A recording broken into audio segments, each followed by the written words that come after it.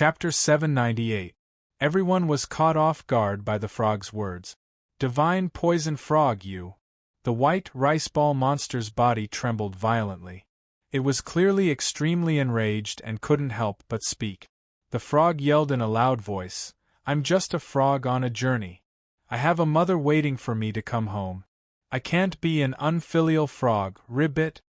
And Lin, it had to be said, this was quite a good explanation. Hearing this, the other 4 Divine Guardian Squad members were enraged, and they roared in anger. You're a disgrace to the Divine Guardian Squad. F***ck. Why is there a frog like you in the Divine Guardian Squad? You're a disgrace to all of us. We can't let this frog live. Kill it, there's no use keeping this frog alive. The huge dog with blue spikes all over its body bared its sharp fangs as it roared with killing intent. Grandpa, save me! Ribbit! The poison mist frog pleaded for help. And Lin, all the beasts, did such a shameless frog really come from the beast race that would never be slaves? Roar! Divine poison frog, I'm going to kill you! The lizard dragon that Su Xiaolan was pointing at suddenly roared as a powerful shockwave tore through the air.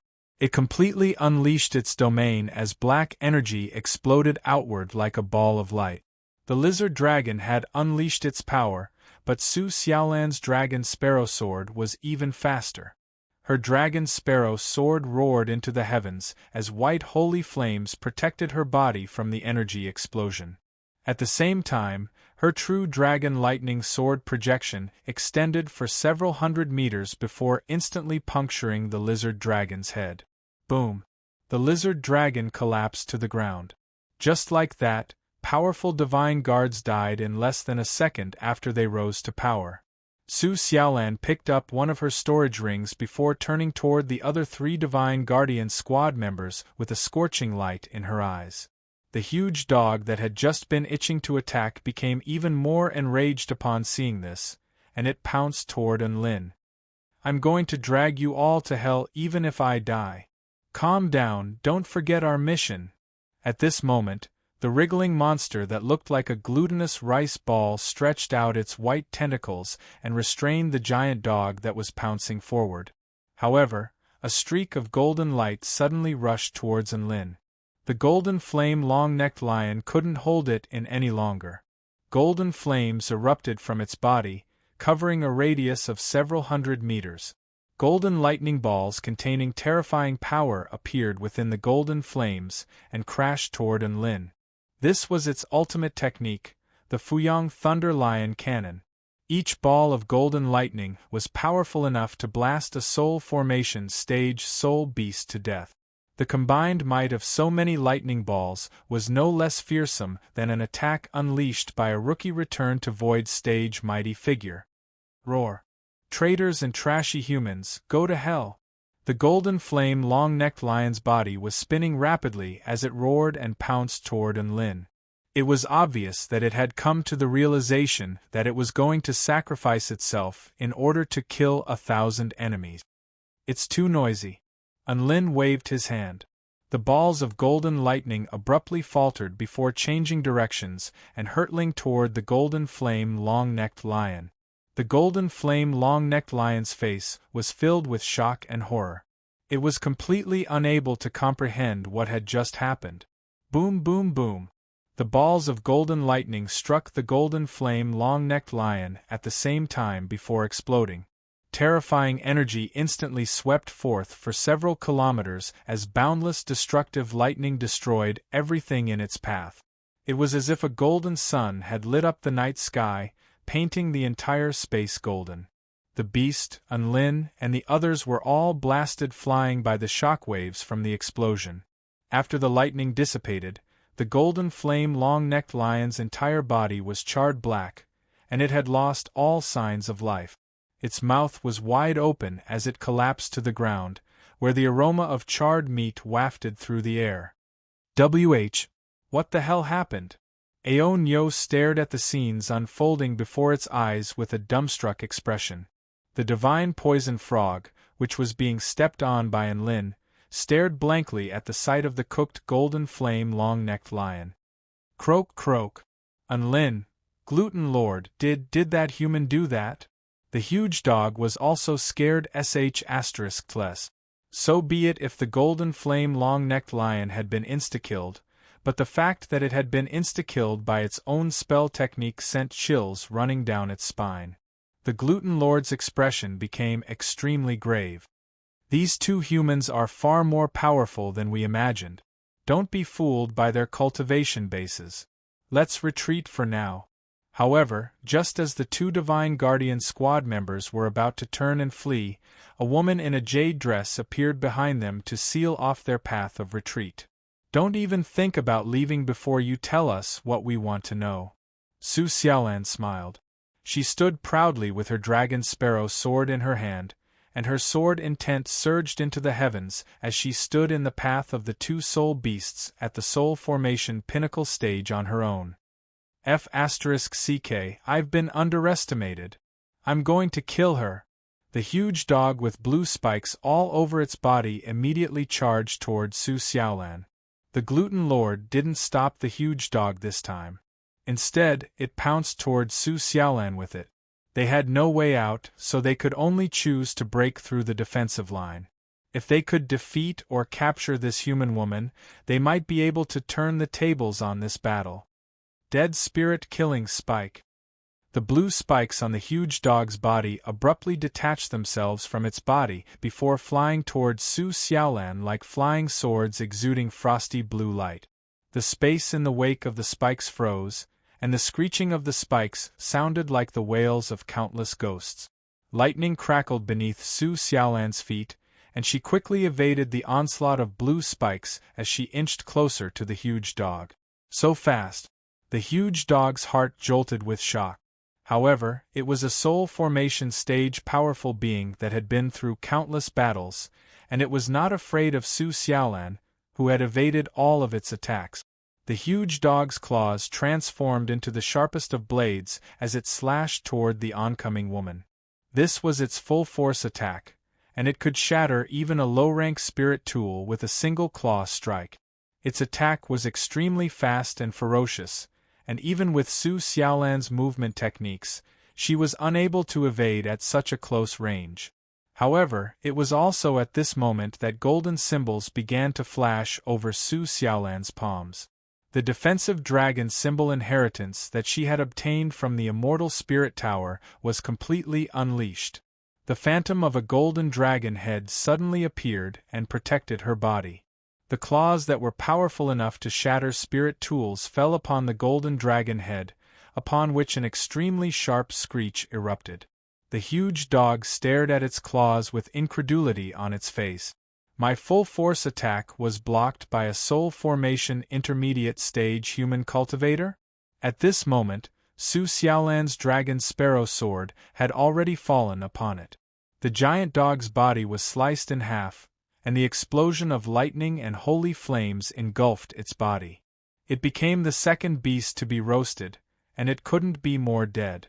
However, in the instant that Su Xiaolan unleashed her power against the huge dog, over 100 white tentacles quickly flew toward her, creating an inescapable net. Chapter 799. The Gluten Lord was a soul beast that was adept at grasping opportunities in battle. It knew when to strike, and that would give it the highest chance of success. The moment Su Xiaolan's defensive spell technique had just disappeared, and she was slicing the huge dog in half with all her might, was when the Gluten Lord unleashed its full power. Over 100 white tentacles erupted from its body before pouncing towards Su Xiaolan like snakes and dragons, determined to ensnare her. It was also at this moment that heaven and earth suddenly became completely inky black. Within this absolute darkness, the Gluten Lord could sense the threat of death. Splat! A tearing sound erupted as light returned to heaven and earth, and the galaxy of stars reappeared. However, the Gluten Lord's white body had already been sliced in half. Unlin appeared behind the Gluten Lord with rage burning in his eyes. How dare you use your tentacles on Xiaolan? Do you know what the word death is? The Gluten Lord's body was sliced in half by the evil slaying sword. However, before he had a chance to come to his senses, The gluten lord's body fused back together, and over 100 tentacles pounced toward Su Xiaolan again. However, Su Xiaolan had already caught her breath this time, and holy flames erupted from her body to incinerate all of the white tentacles. Holy F***CK. You're still coming? Enlin flared up with rage upon seeing this, and boundless sword projections erupted from his evil-slaying sword. 6 strikes of the war god, 100 sword technique. Whoosh whoosh whoosh, a series of dazzling sword projections hurtled toward the gluten lord. The gluten lord had no time to evade, and its massive body was instantly riddled with holes by the flying swords. The final sword strike sliced its body in half again. Enlin glared at the gluten lord with a cold expression. Anyone that dared to touch Su Xiaolan had to be sliced into 1,000,000 pieces. However, to his surprise, the gluten lord's body began to squirm again, and it reverted back to its original form. Hee, foolish human. I have an immortal body, so no matter what you do, you're just wasting your energy. The gluten lord twisted its round body around as it looked at Enlin with a disdainful expression. Although Enlin was a little surprised, he wasn't shocked. After all, he had already seen freaks like the 1,000-eyed demonic dragon, who was able to grow stronger the more he hacked at it, and its power didn't diminish in the slightest. This gluttonous overlord really wasn't anything to be surprised about. A soul formation stage soul beast dares to call itself immortal? He smiled lightly and continued, to tell you the truth, I, Enritian, don't mind a life form like yours. Moreover, I have 100 ways to turn you into ashes. Arrogant. The gluten lord's body abruptly exploded, and a series of white objects tore through the air like bullets before hurtling toward Enlin. At the same time, it kept chanting, and a huge white palm condensed in the void, pressing down on Enlin. Boundless cold air was released, as if it could freeze the void. I'm not even afraid of a real spatial shackle. You should forget about this little trick. Enlin chuckled and the space around him twisted. The void flame began to appear. Boom boom boom, one white particle after another pounced toward Enlin, but it began to twist and melt not far away from Enlin. What is this? The gluten lord's pupils contracted. Boom. The white palm crashed down, and the ground within a radius of over a kilometer caved in. However, Enlin had already spread open his wings of wind, and he had already reached the gluten lord. The image of a golden eye appeared on his forehead, and energy fluctuations instantly proliferated outward. In that instant, the gluten lord felt as if it had lost something. Splat!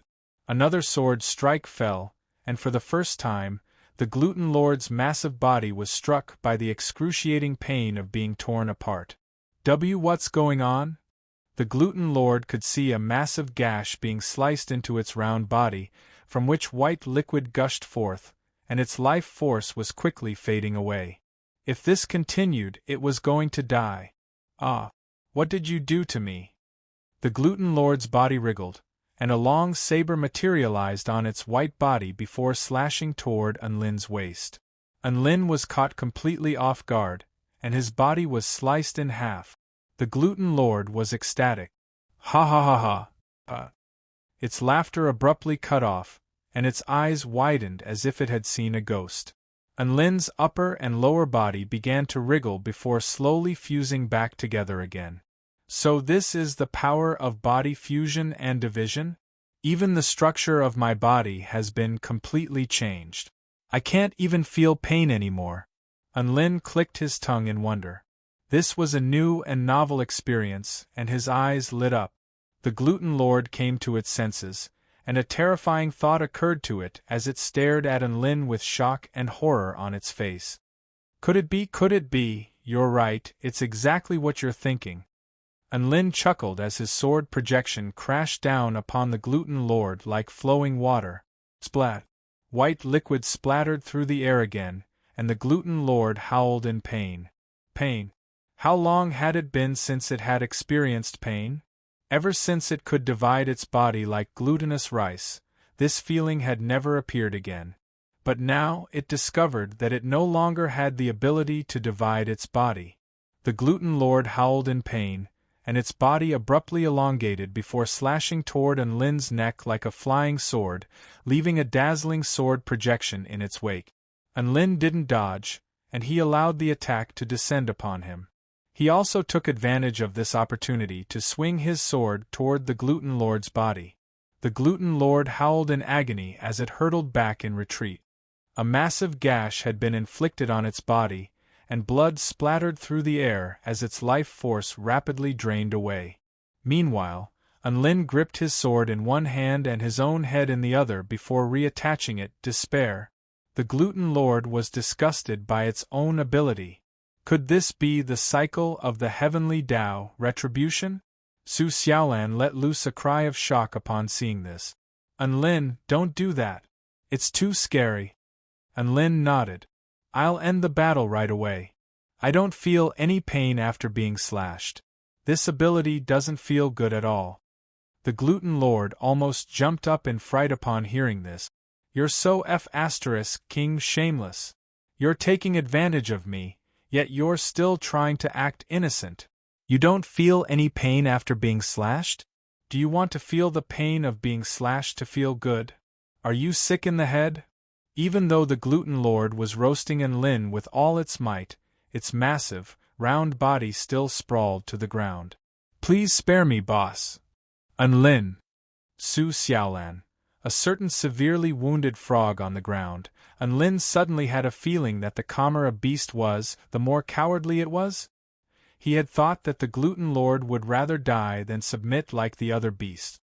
As long as you agree to let me go, I'll answer anything you ask. The gluten lord begged in a loud voice. It had already figured out that the only thing more terrifying than death was not completing its mission. Hence, it was willing to give up many things in order to complete its mission. This was something that it had already figured out after not being able to defeat Unlin. Instead, it had been stripped of its most powerful ability. In any case, even if it told Unlin everything it knew, it wouldn't have much of an impact on the mission. In the end, whether it could complete the mission or not would still depend on its power and luck. If it didn't die, then it would still have a chance to obtain the Blood Jade Kirin. If it died, then it would really have nothing left. Alright, then tell me everything you know. By the way, you have to swear a Tao Heart vow to reveal all of the valuable information, Unlin said with a smile. Alright, you also have to swear a Tao Heart vow to release me after you obtain the information. Otherwise, I won't tell you anything, the gluten lord said. Unlin felt like this was no problem, so he agreed. Thus, the gluten lord and Unlin both swore vows. The gluten lord heaved a faint sigh of relief before telling Unlin everything it knew. Chapter 800. The gluten lord. Otherwise, if Unlin were to kill it in a fit of rage, how was it going to get home? That restriction has a special characteristic. It takes 2 seconds to activate its power after entering the restricted space. We can try to step onto the red continent within those 2 seconds and see if we can dispel the restriction, the gluten lord suggested. You swore an oath that you would suffer Tao Heart backlash if you tried to kill me. The gluten lord was unyielding. The gluten lord threw up a mouthful of blood. It was a good thing that there were other beasts helping it with its research. Su Xiaolan drew her dragon sparrow sword, and wind, lightning, and flames erupted between heaven and earth. The gluten lord. It spoke with lingering fear in its heart. At that time, my entire body was reduced to a puddle of mud on the ground. My body structure was severely damaged, and my consciousness was also severely wounded. That star wasn't just a physical attack. It was an energy attack that was flawless in all directions. If it weren't for the fact that I had an immortal pill, I most likely wouldn't have survived. Su Xiaolan took 2 of the 5 Divine Guardian Squad storage rings, while Unlin took 3. Aren't you just a puddle of mud now? Unlin looked at the gluten lord's limp, squishy body with a puzzled expression. He had always wanted to research how the stars could suppress flying life forms. The gluten lord was extremely touched and expressed its gratitude. That's right.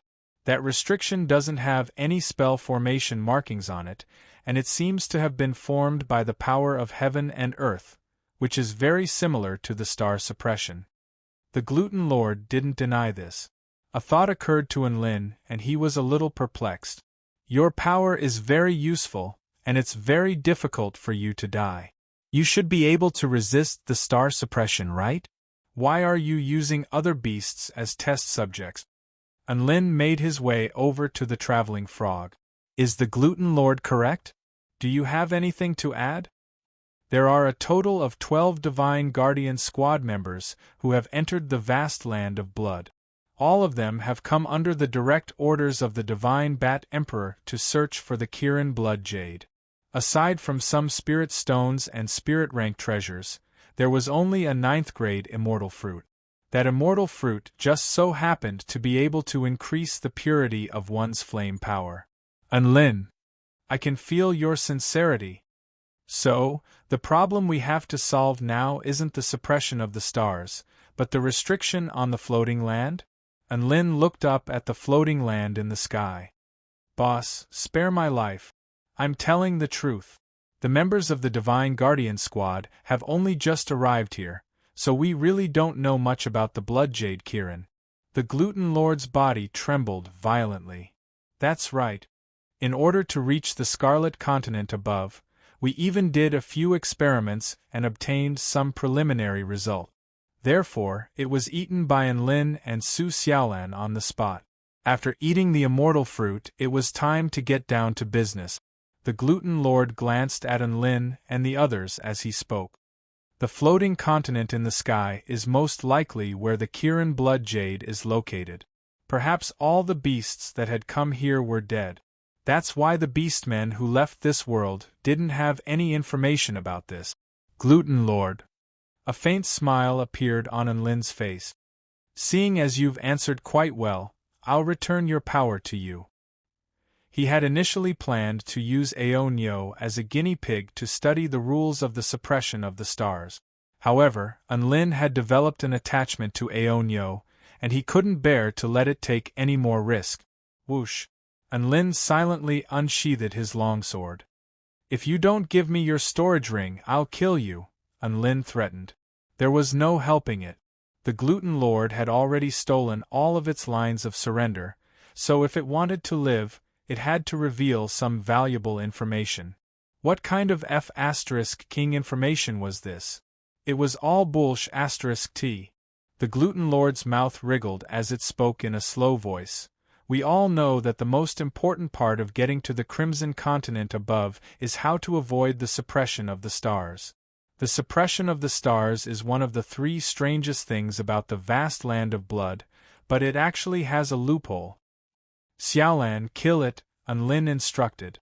Ah, my power is back. The Gluten Lord was extremely excited. None of the beasts that came out of the vast land of blood have gone to the Crimson Planet. However, all of the information we gathered and all of the mystic realms were able to deduce that the Kirin Blood Jade most likely exists in that direction, so we came here. Then why didn't you use this method to get to the Crimson Floating Continent? Enlin asked. The Gluten Lord was dumbstruck. The Gluten Lord's heart was bleeding. That was an immortal fruit. Was it really okay for them to eat it so casually? Enlin's interest was piqued upon hearing this. Enlin nodded. Right at this moment, a ripple proliferated forth. The Gluten Lord blinked. That's all I know. The Gluten Lord glared at the divine poison frog with a furious expression. It wanted nothing more than to strangle that sh**t to death. What results? Enlin asked. Enlin's eyes lit up. You're saying that the effect of this restriction is similar to the suppression of the stars? It disappears as soon as it comes into contact with the land? The Gluten Lord replied with a grave expression. That's because there's a spherical restriction with a radius of 1 kilometer around the Crimson Floating Continent. If a normal living being approaches it, their body will be torn to shreds by a burst of mighty power. Enlin was getting impatient. I, Enlin, am robbing you. The divine poison frog looked up at the sky and ignored the gluten lord. What do you think? He turned to the gluten lord. Give me your storage ring. Unlin extended a hand. As expected, useless things like this should just die. The gluten lord almost threw up a mouthful of blood. It's not the same. Unlin nodded. Very good. Then I'll leave this glorious yet arduous mission to you, brother gluten lord. Unlin's lips twitched. These brave warriors were probably forced into a corner by them. That's right, Unlin didn't want to kill it, but that didn't mean others couldn't. Its life was still in the hands of Unlin and the others. Unlin's eyes lit up. Do you have any more immortal pills? Holy F***ck. It felt like it had been tricked. It carefully rummaged through the storage ring, but didn't find any valuable information. The gluten lord felt as if something had been added to its body. This was a feeling of fullness, as if all of its cells had been revived. The ghastly wounds on its body began to quickly heal. Unlin nodded. Continue. What a despairing thing this was. An awkward expression appeared on the gluten lord's face. To tell you the truth, I tried to do this myself once, and I was suppressed by the stars. My entire body was reduced to a pile of mush. That's all. The gluten lord shook its head. As long as there's a physical connection between a living being and the earth, it won't be suppressed by the stars. For example, this. The gluten lord's body shuddered violently, and the ground tremored violently before slowly bulging upward, elevating its body by 10 meters. By changing the terrain, you won't be suppressed by the stars. Unlin. Thus, Unlin obtained the gluten lord's storage ring. However, after sacrificing so many pioneers, we've also reaped some reward. For example, the suppression of the stars will only take place after 3 meters in the air for 6 seconds. In order to study this strange phenomenon, we've already sacrificed 18 brave warriors, sigh. The gluten lord pointed at the remains in the distance with a forlorn expression. Chapter 801. Brother Gluten Lord?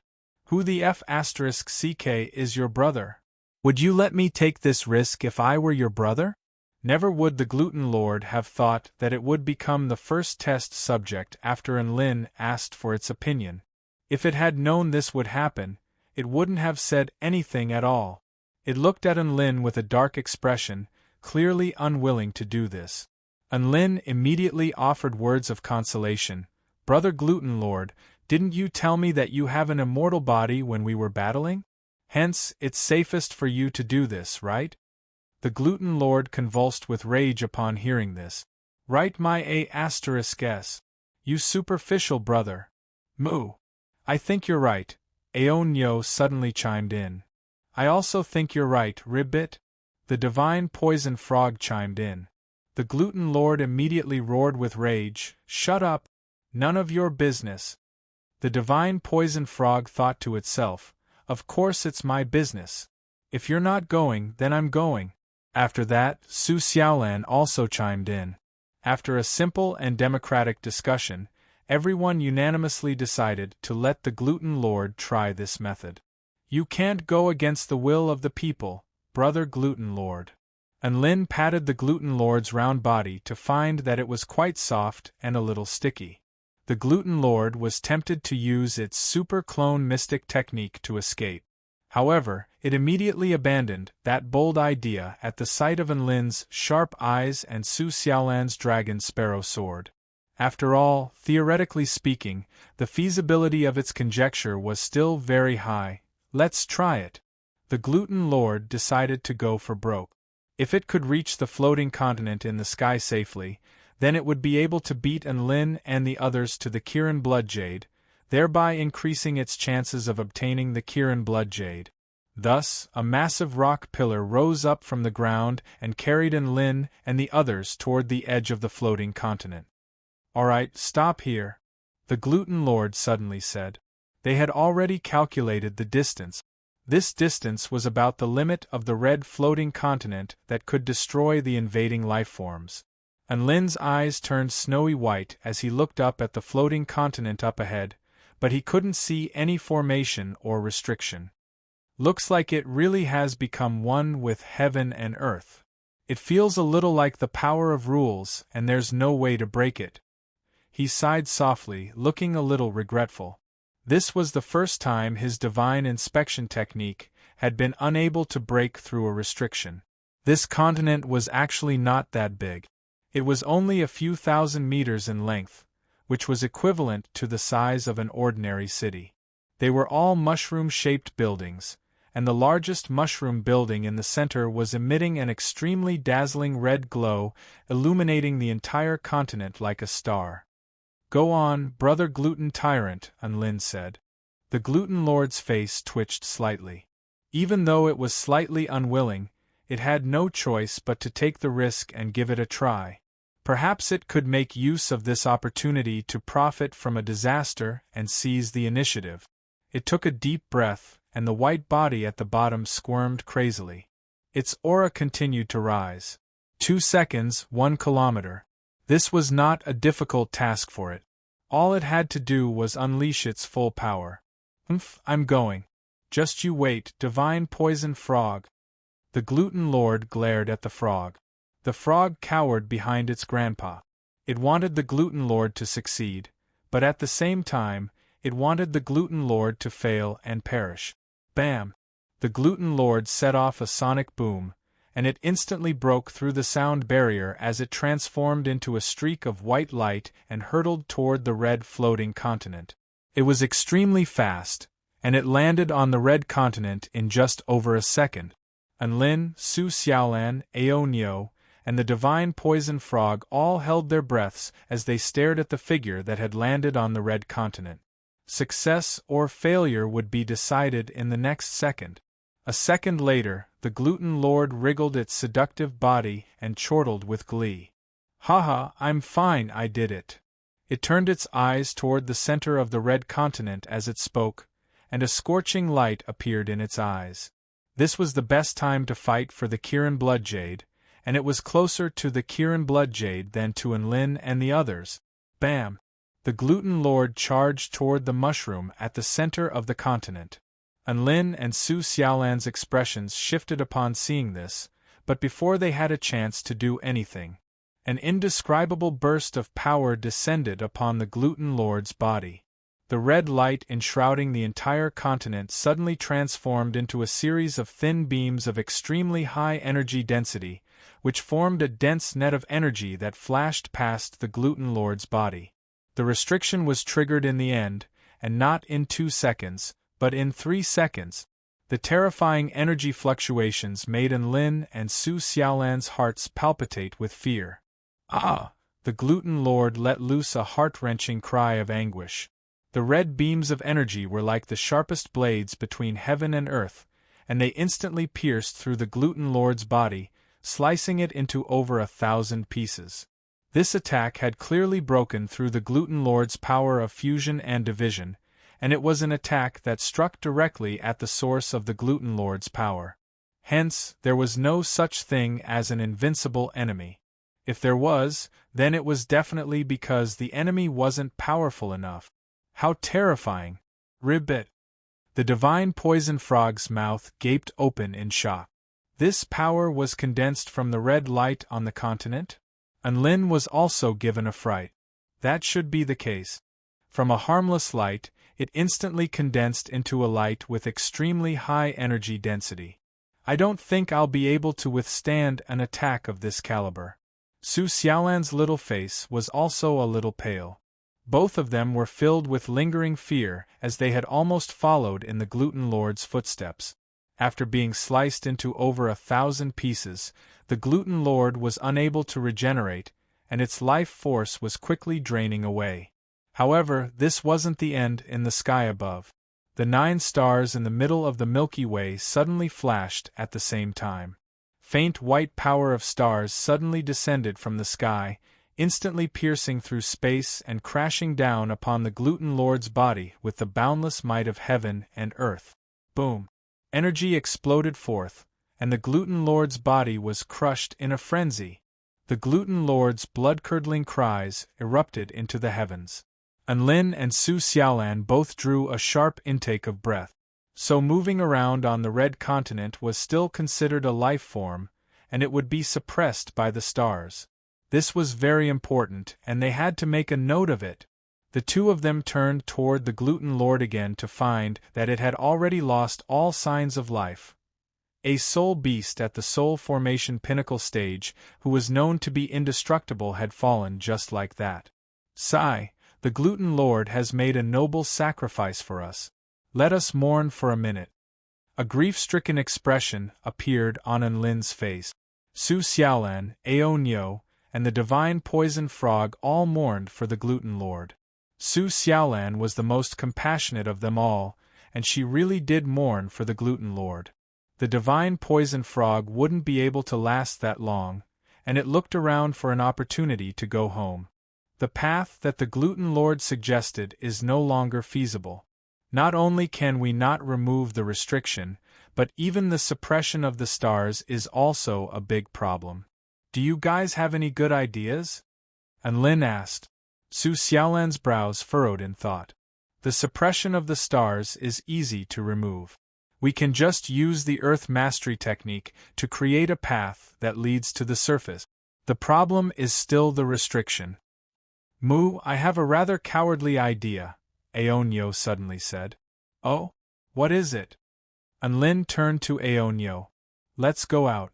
It's too dangerous here, Aonyo said with a serious expression. I agree. Going home is the safest, Ribbit. The traveling frog chimed in. Enlin. Chapter 802. Enlin had a very mature suggestion in response to Aonyo's cowardly thoughts. No, I refuse. If we don't have dreams, then we're no different from salted fish. We've already obtained so much information, and we're the closest to the Kirin blood jade. How can we give up here? He spoke with a serious expression. But I'm not a human, Mu. Aonyo retorted with a serious expression. I'm just a frog, Ribbit. The divine poison frog also spoke with a serious expression. And I'm a frog with no dreams. I just want to go home, Ribbit. The divine poison frog added, as if it was afraid that Enlin wouldn't agree. Enlin stared speechlessly at these two cowardly beasts. That's right, if these two weren't cowards, they would have attacked Enlin a long time ago. Spirit-nurturing stage spirit beasts didn't care about life and death, and they were willing to fight soul formation stage soul beasts to the death. These two beasts were clearly the most cowardly bunch. Enlin didn't expect them to do anything, and he couldn't think of any good ideas either. Most importantly, he didn't know what to do with that restriction. Could they resist it? Su Xiaolan couldn't, but he had thick skin, so perhaps he could. Furthermore, with his two trump cards, perhaps they could. However, there would be some risks involved. If they failed, then they would suffer the same fate as the gluten lord. He shuddered at the thought of being sliced into thousands of pieces before being crushed by the stars. So be it, let's go down and think about it, Enlin said with a resigned expression. Thus, everyone returned to the surface and looked up at the red continent in the sky. Su Xiaolan ran her fingers through her hair. Let's save all the beasts that came here died. In that case, what kind of danger could cause them to be completely annihilated? From our current situation, all of the dangers are triggered by the environment, so why didn't these two beasts survive? It's not like they all died, right? Aonyo and the divine poison frog felt like they had been mocked again. But that didn't matter. They didn't care as long as they could get out of here. Su Xiaolan's words actually indicated that there should be other dangers here. It couldn't be the kind of danger that could be triggered passively from the mainland, but the kind that could really wipe out a team. Enlin and the others were still in a dilemma. Should they fight or not? The Kirin blood jade that even the divine Bat Emperor was drooling over, the Kirin blood jade that the celestial Dharch was willing to purchase for 50 million spirit stones. It was right before their eyes. How could he give up on such a good opportunity so easily? Of course not. Therefore, they continued to think of ways to break out of this situation. It wasn't that Enlin and Su Xiaolan hadn't considered the opinions of the two beasts, but with such a great opportunity right in front of them, They really didn't want to miss it. Just when he was at his wits' end, the sound of running came from afar. Unlin and the others were alarmed. More beasts were approaching, and there were quite a few of them. Unlin stared at the beasts in the distance, which were still black dots. His powerful divine sense spread out for several dozen kilometers, enveloping the entire team.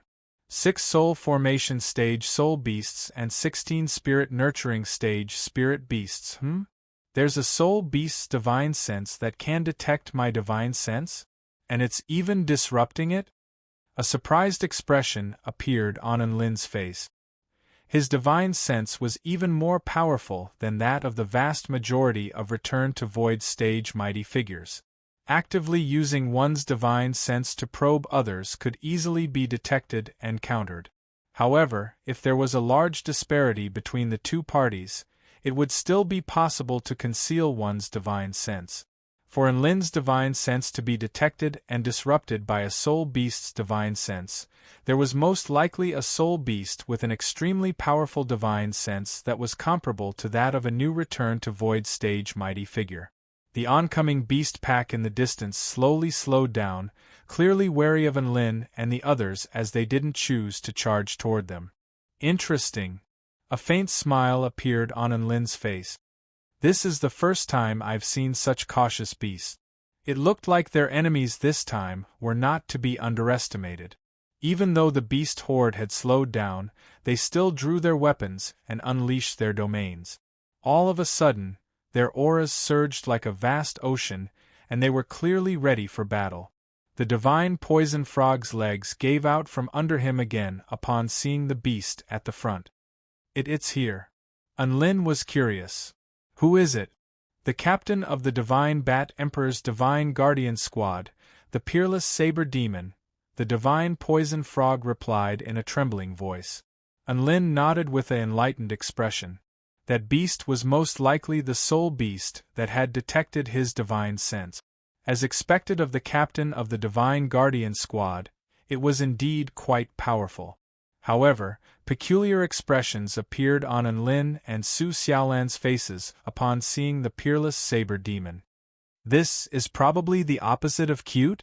Su Xiaolan asked in a crisp voice. You could say that it's very cute. Unlin did not refute this. The peerless saber demon leading the pack of beast tribe powerful beings was a groundhog that was half as tall as a grown man. The groundhog's body was covered in soft golden fur. Its golden eyes exuded a terrifying aura, and it held a pair of snowy white sabers that exuded extremely powerful energy fluctuations in its paws, giving it a fearsome and ferocious appearance. Even though it looked very ferocious, it appeared to be particularly adorable in the face of this horde of ferocious beasts. No, it was adorable to begin with. Unlin was slightly intimidated by the surging aura, but a strange emotion welled up in his heart upon seeing the peerless saber demon. He loved to eat groundhogs in the past. This groundhog was so big, would it be delicious?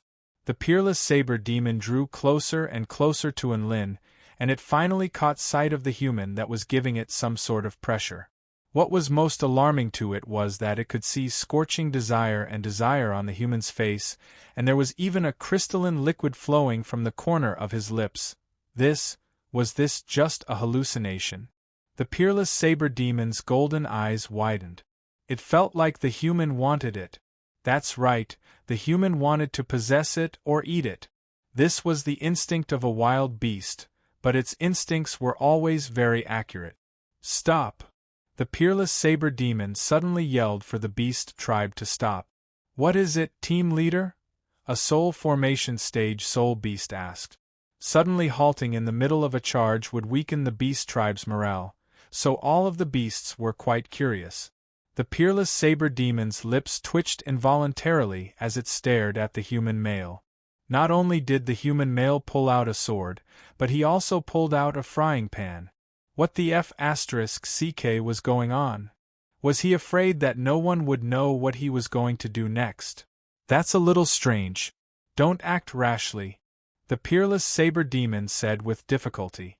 The groundhog was very sure that the being that had unleashed its powerful divine sense was the human before it.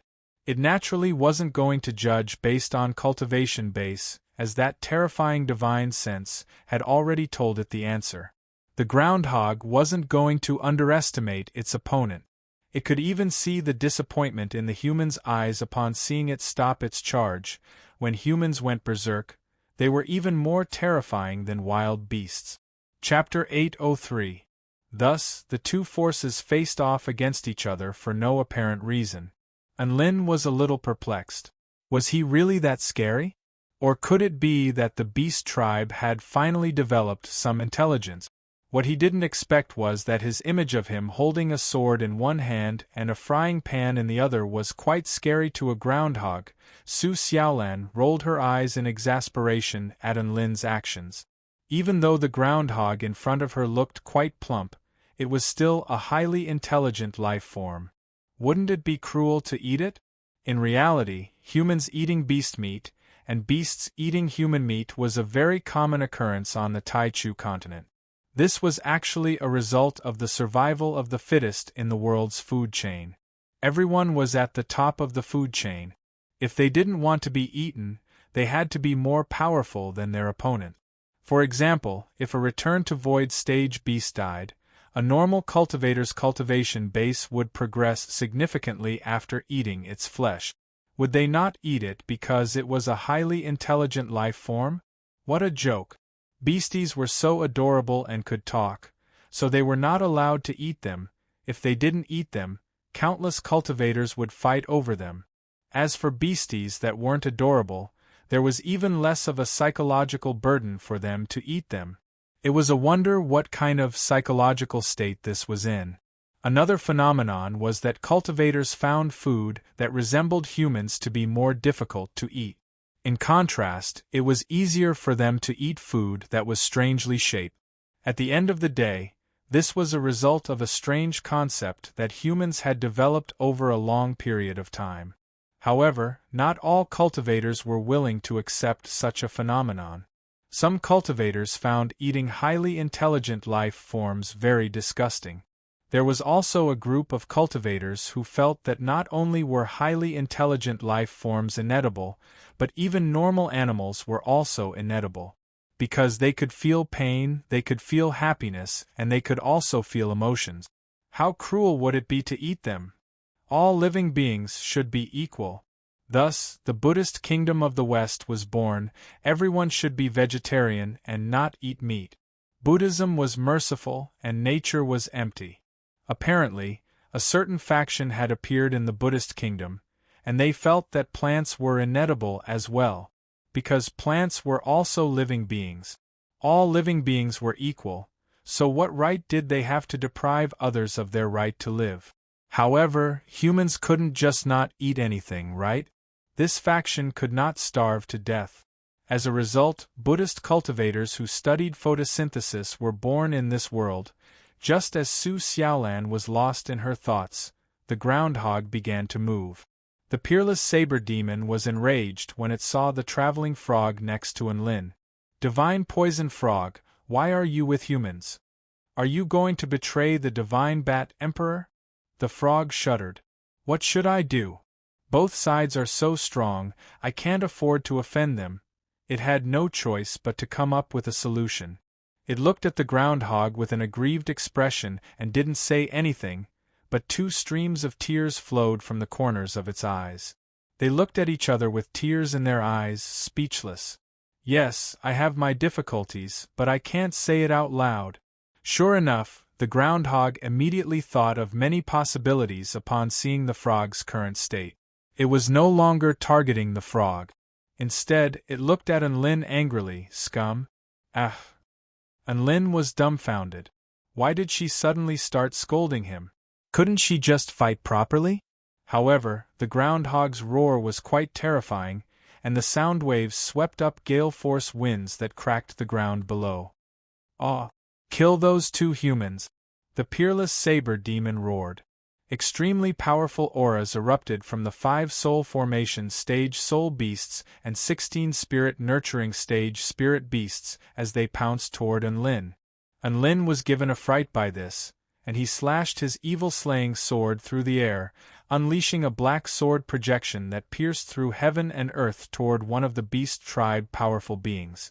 However, an extremely powerful white saber projection also appeared in that instant before clashing with the black sword projection, upon which boundless light erupted forth. In the end, Unlin's sword projection and saber projection were nullified at the same time. However, the peerless saber demon had two sabers, and its other saber projection arrived in the blink of an eye. The saber projection sliced through space with unstoppable force before descending upon Unlin at an extremely fast speed. The saber projection had already transcended beyond the realm of the soul formation stage and had reached an even higher level. Unlin's expression shifted slightly. This groundhog really was powerful. At the very least, it gave him the feeling that he was facing Dongguo. This meant that this soul formation stage groundhog might be able to hold its own against the return to void stage Dongguo. This groundhog was very powerful. Streams of wind revolved around Unlin's evil-slaying sword as he blocked the groundhog's second saber projection at an extremely fast speed. At this moment, all of the other beast tribe powerful beings had already converged upon them. Su Xiaolan's aura sword, and the might of a paramount holy beast caused all of the beast tribe powerful beings' hearts to tremble. She slashed her dragon sparrow sword through the air, and the holy vermilion flame transformed into a scorching inferno that engulfed all of the beast tribe powerful beings. Most of the beast tribe powerful beings hurtled back in retreat, and a few of them were too slow to flee or pounce towards Su Xiaolan before being incinerated into ashes amid blood-curdling wails. A single sword strike had intimidated all of its powerful enemies. Only now did the peerless saber demon discover that the other human cultivator was also an extremely fearsome being. Perhaps they really wouldn't be able to defeat her. Retreat! The groundhog roared as it immediately issued a command. All of the beast tribe powerful beings immediately retreated upon hearing this. However, things were always going to change so abruptly. A pair of blue hands suddenly appeared above the galaxy of stars. They were flawless, intricate, and boundlessly vast. It was impossible to describe just how big those hands were. In any case, there was no way to avoid those blue hands. Even if they covered their eyes, they would still be able to see those blue hands within the darkness. It existed in the starry sky, as if it were the entire world. However, it didn't exist in the starry sky, as if it were an illusion. The fingers of those two hands were bent, one high and one low, and the palms were facing each other, as if there was something special between those two palms. Unlin, Su Xiaolan, and all of the beast tribe powerful beings' expressions shifted drastically upon seeing this. This was one of the three most peculiar phenomena of the vast land of blood, inversion. This was an area of effect attack. When that pair of indescribable hands appeared, the entire world would be flipped upside down, and all living beings would fall into the sea of stars. The divine Bat Emperor had sent over 100 beast tribe powerful beings into the vast land of blood to carry out a mission, but over 90% of them had perished in the sea of stars due to the inversion.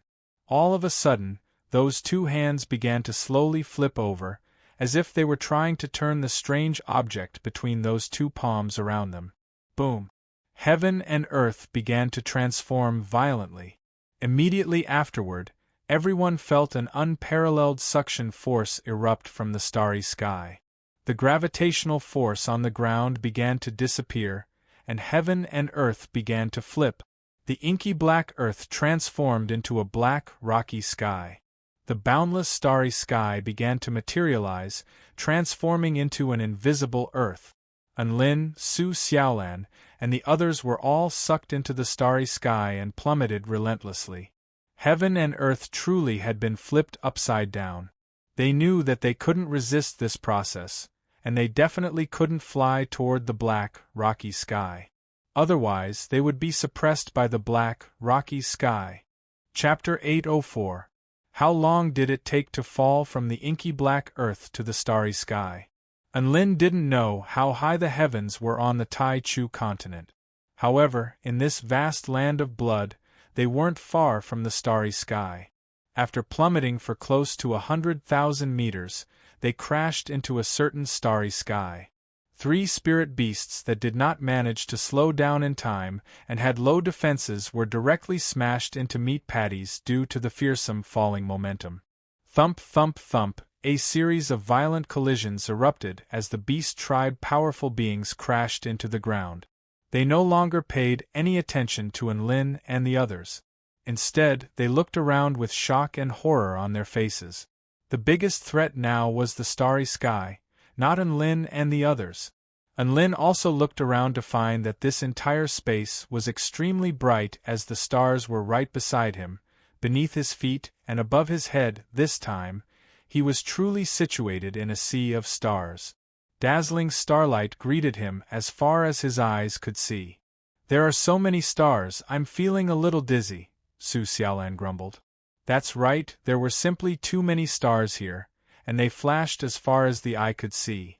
It was impossible to tell which direction to go, and they felt as if they were in a dream. Enlin couldn't help but think back to the stars in the divine mirror world. They weren't stars either, and they were very small, but they were imbued with the powerful power of stars. He couldn't help but think back to the pair of eyes and hands that had appeared in the starry sky.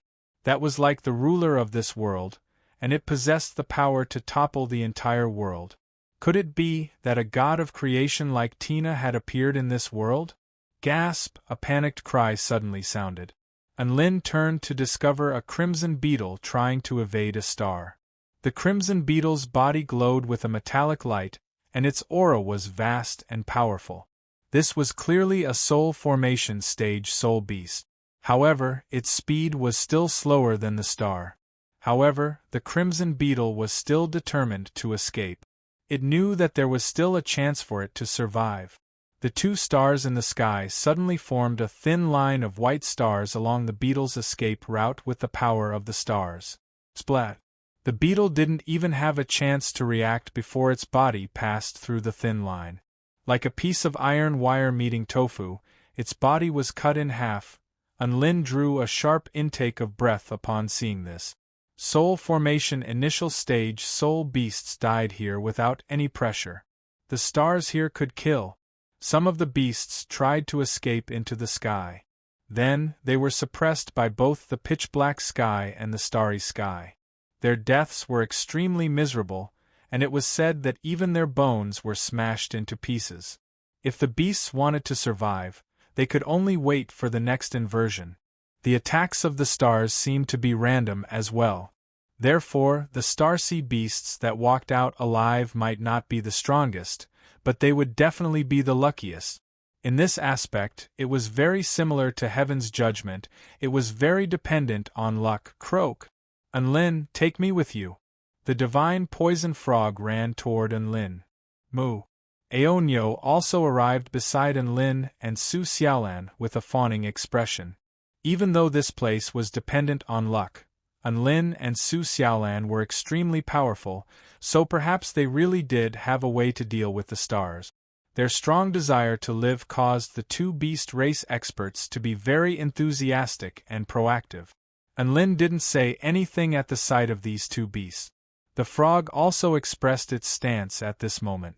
It wanted to follow Enlin no matter what, as if Enlin was the only one who could take it home. The peerless saber demon gritted its teeth with rage upon seeing this, but it didn't dare to act recklessly. It couldn't do anything about this. This starry sky was simply far too peculiar. Even with its power, it had to tread carefully. Enlin didn't look at the groundhog as he silently put away the frying pan in his left hand. He turned his gaze toward his feet. Even though he was standing in midair, he felt as if he were standing on some kind of invisible space. The darkness down below was still filled with specks of starlight, and there was no end in sight. Ah! Another wail of anguish erupted. One of the spirit beasts suddenly lost its footing, and its body began to plummet before being pulverized by the power of the stars. That's right. Even if you just stood there without moving, many unexpected dangers could still occur. This was the truly terrifying part about the starry sky. And Lin didn't want to be the passive type, so he focused his gaze on his surroundings and activated his divine inspection technique in an attempt to find some sort of pattern. Even the beast army hadn't experienced this place many times, so there had to be a lot of things that hadn't been discovered yet. Perhaps they could even find a way out.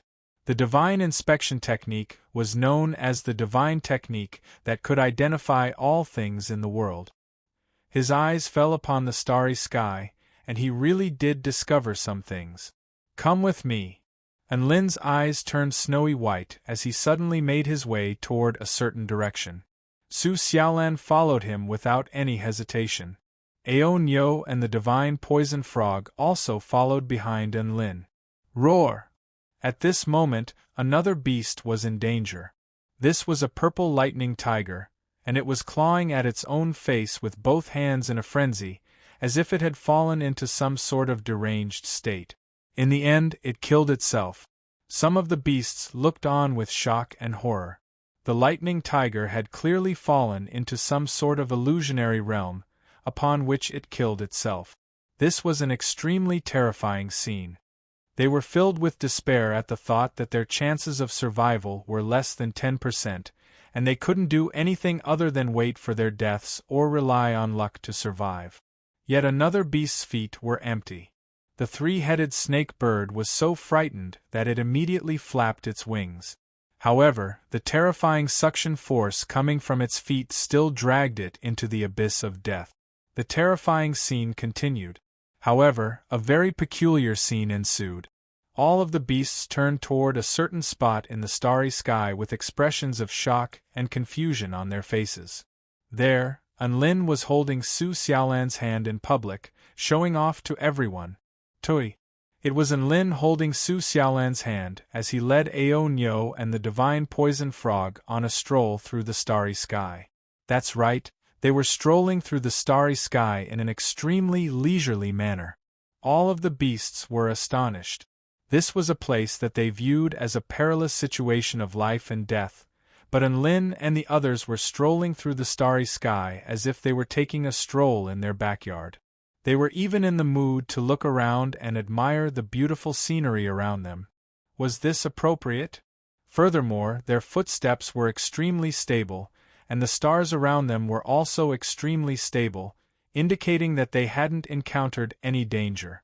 Waves of shock surged through all of the beasts' hearts. Was this a coincidence, or had they discovered something? Most of the beasts felt like it was the latter. After all, if this was a coincidence, then only an idiot would wander around like this. Wouldn't that be suicidal? The golden groundhog wielding its twin sabers bared its front teeth as its golden fur stood on end. Lin and the others were getting closer and closer, and they were now making their way toward it. Chapter 805. The peerless saber demon glowered at the oncoming Lin with a fearful expression as its snowy white sabers flashed. Lin paid no heed to the golden groundhog, and his footsteps faltered as he began to walk in another direction. The groundhog's expression faltered upon seeing this. Was that human scared? No. The groundhog came to its senses. That human was only following the path it had discovered. Many beasts had also discovered this, and their eyes were filled with envy and yearning. One side was facing a dire situation where there was less than a 10% chance of survival, while the other side was leisurely strolling through the starry sky, as if to say, "Danger? No way." How could the beasts feel at ease? A huge crocodile that was enshrouded in liquid shuddered, and its protective vital fluid also became murky. Jealousy had caused it to separate. One of the yellow-furred dogs even gritted its teeth, grinding them together as if it was saying, "I hate you." In contrast, the frog skipped along behind Lin with undisguised smugness and excitement on its face, as if it was saying, "See that? I've chosen the right side. I've found the right person." That's right, in a place like this, even riding on the right coattails was something to be proud of. After all, following Lin was the best way to get out of this dire situation. As for that short and fat groundhog? Thank God I didn't follow it. It was standing on the spot like an idiot and didn't dare to move. And Lin's gaze fell on the stars around him as he maintained his divine inspection technique to quickly calculate some data. The positions of all the stars in this starry sky were constantly changing. They were like real stars that were being guided by a faint gravitational force, and they were revolving in extremely complex trajectories. Of course, this was very faint, and it would be very difficult to detect unless one was extremely focused. The light released by each and every star stacked on top of one another before converging beneath one's feet to form the supporting power of this starry sky. The power of the stars was different, and so were the distances and strengths of the stars. All the stars in the sky were changing positions, so the stacking power beneath one's feet would naturally change as well. When there wasn't enough power, the supporting power beneath one's feet would disappear, and one would be engulfed by the starry sky. And Lin released his divine sense to the fullest and activated his divine inspection technique this entire time in order to find a better path. A path that gathered the most starlight. The distribution of the stars, their brightness, their orbits, the power gathered under their feet, all the stars within a radius of dozens of miles were within his calculations. His journey was very steady. Reality proved that his judgment was correct. A black wolf couldn't hold it in any longer and took the initiative to rush towards Enlin, wanting to follow behind him. However, the two stars near Hei Lang seemed to have been stimulated by something and took the initiative to crash into Hei Lang. Bang! Bang! Black Wolf's body was pierced through, and he died tragically in the starry sky. Enlin glanced at the wolf, then at the star that was suspended in the void after the black wolf was killed. He had a guess in his heart. It seemed like the attack of the stars was also related to the density of the overlapping starlight under his feet. Perhaps it was a coincidence, but the further Enlin and the others walked, the closer they got to the red floating island. Looking up, they could already see the densely packed mushroom houses in the air. This was a very strange feeling, as if there was a completely upside-down world above their heads. I don't know if I'm hallucinating, but I feel like the red light emanating from the mushroom in the center seems to have weakened, Su Xiaolan suddenly said. And Lin faltered slightly upon hearing this, and he turned toward the red light that seemed to be emanating from the center of the mushroom. The red light was gentle and rippling like water. It really isn't as dazzling as before, Enlin exclaimed. This was an extremely important discovery. Enlin and the others knew that the attack of the restriction was made up of this red light. Now that the red light had become gentler, would the power of the restriction change? Enlin turned toward the frog. Ribbit? The divine poison frog looked at Enlin with a confused expression, and it blushed involuntarily at the sight of his invasive gaze. Big Boss Enlin, what are you trying to do? Why are you looking at me like that? Alright, Enlin was initially a little hesitant, but it looked like he should just send this frog out to test it out. Otherwise, there would be a misunderstanding. This thought had only just appeared in Enlin's mind when he sensed another creature approaching him from behind. He turned around to discover a huge python whose body seemed to be enshrouded in darkness. The python was silently following his path with a pair of yellow eyes that were staring at him cautiously, ready to escape at a moment's notice. Enlin, trying to suck up to him? Enlin chuckled coldly in his heart. I'm sorry, but it's not that easy to suck up to. Furthermore, you've really underestimated me. You really won't be able to escape from such a short distance. He spread open his wings of wind and instantly tore through space. In that instant, the shadow python was struck by an extreme sense of peril. It immediately fled into the darkness without any hesitation. However, a golden light had already appeared behind it, and a vast golden fist of pure yang tore through the darkness before crashing down upon its body. Boom! Terrifying golden light exploded in the starry sky. All of the beast tribe powerful beings were dumbstruck. The groundhog was also dumbstruck. He attacked? How dare he? This was an extremely perilous place to begin with, so no one would think about fighting or escaping. This was also the reason why the shadow python was following Enlin. However, Enlin attacked without any hesitation. With a mountain-quaking fist, he smashed the shadow python until it was dizzy. Then, like a general who had just won a battle, he swaggered back to the group with the 30-meter-long python on his shoulder. What are you doing? The shadow python's body convulsed with fear. Enlin unleashed his lightning manipulation technique over and over again to paralyze the python's meridians, thereby rendering it powerless to resist.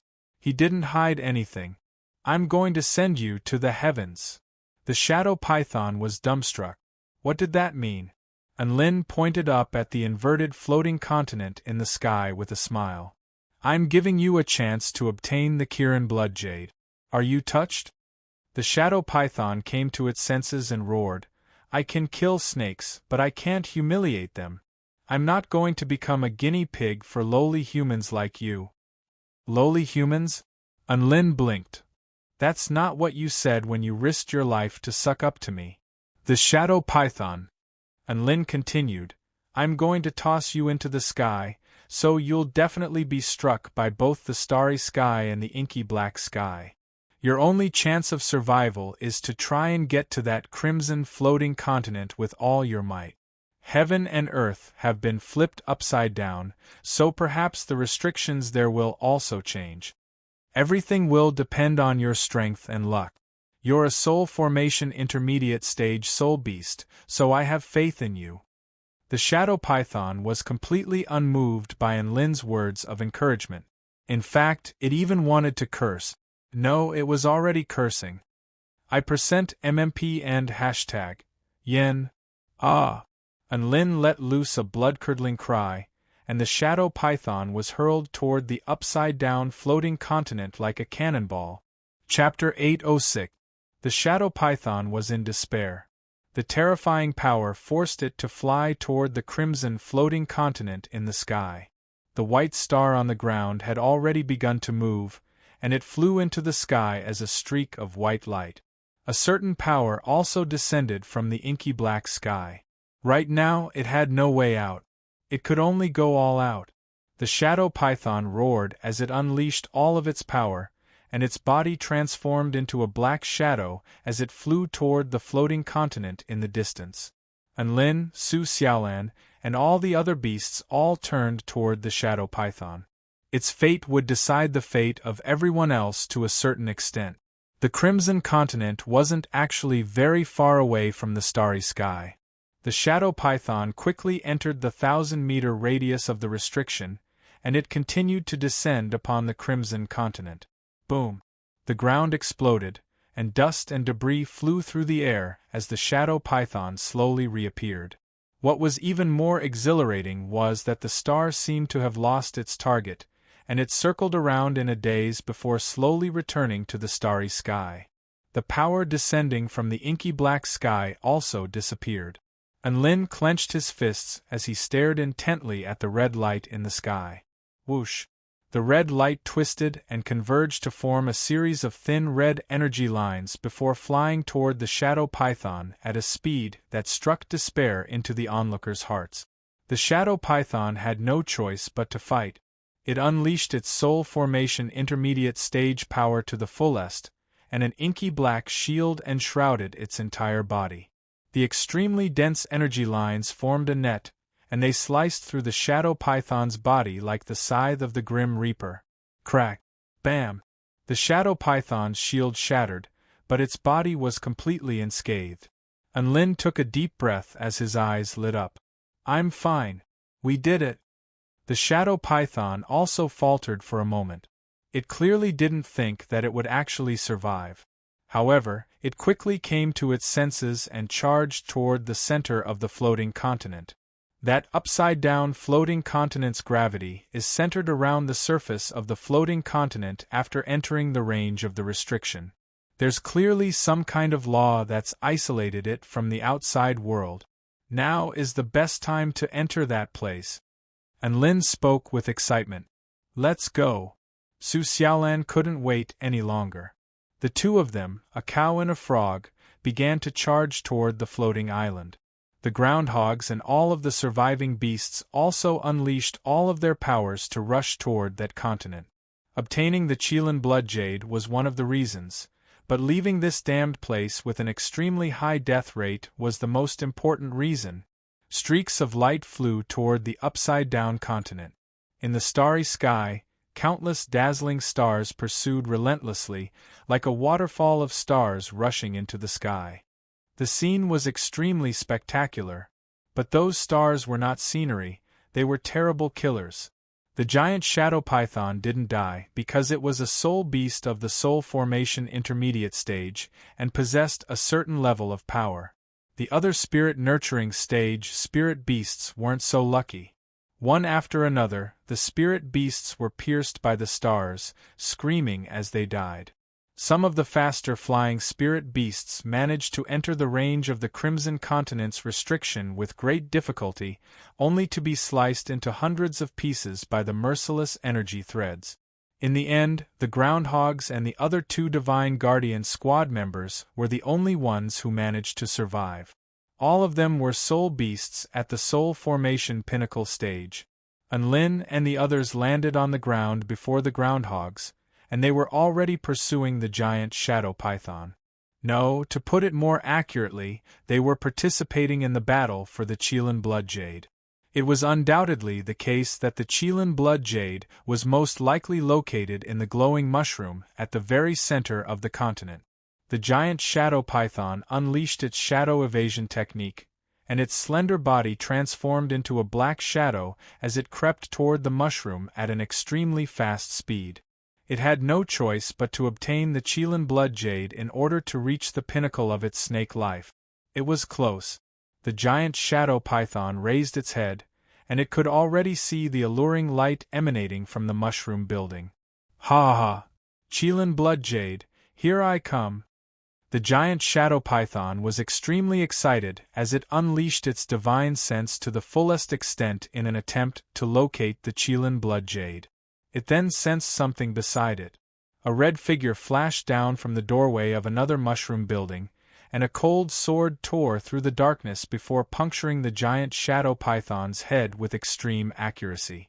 Hiss! The giant shadow python let loose a blood-curdling cry as it whipped its tail toward the red figure. Whoosh! The red figure flashed backward, and the sharp blade in its hand slashed an arc through the python's body. The giant shadow python felt a chill run down its neck, immediately followed by an indescribable agony. Splat!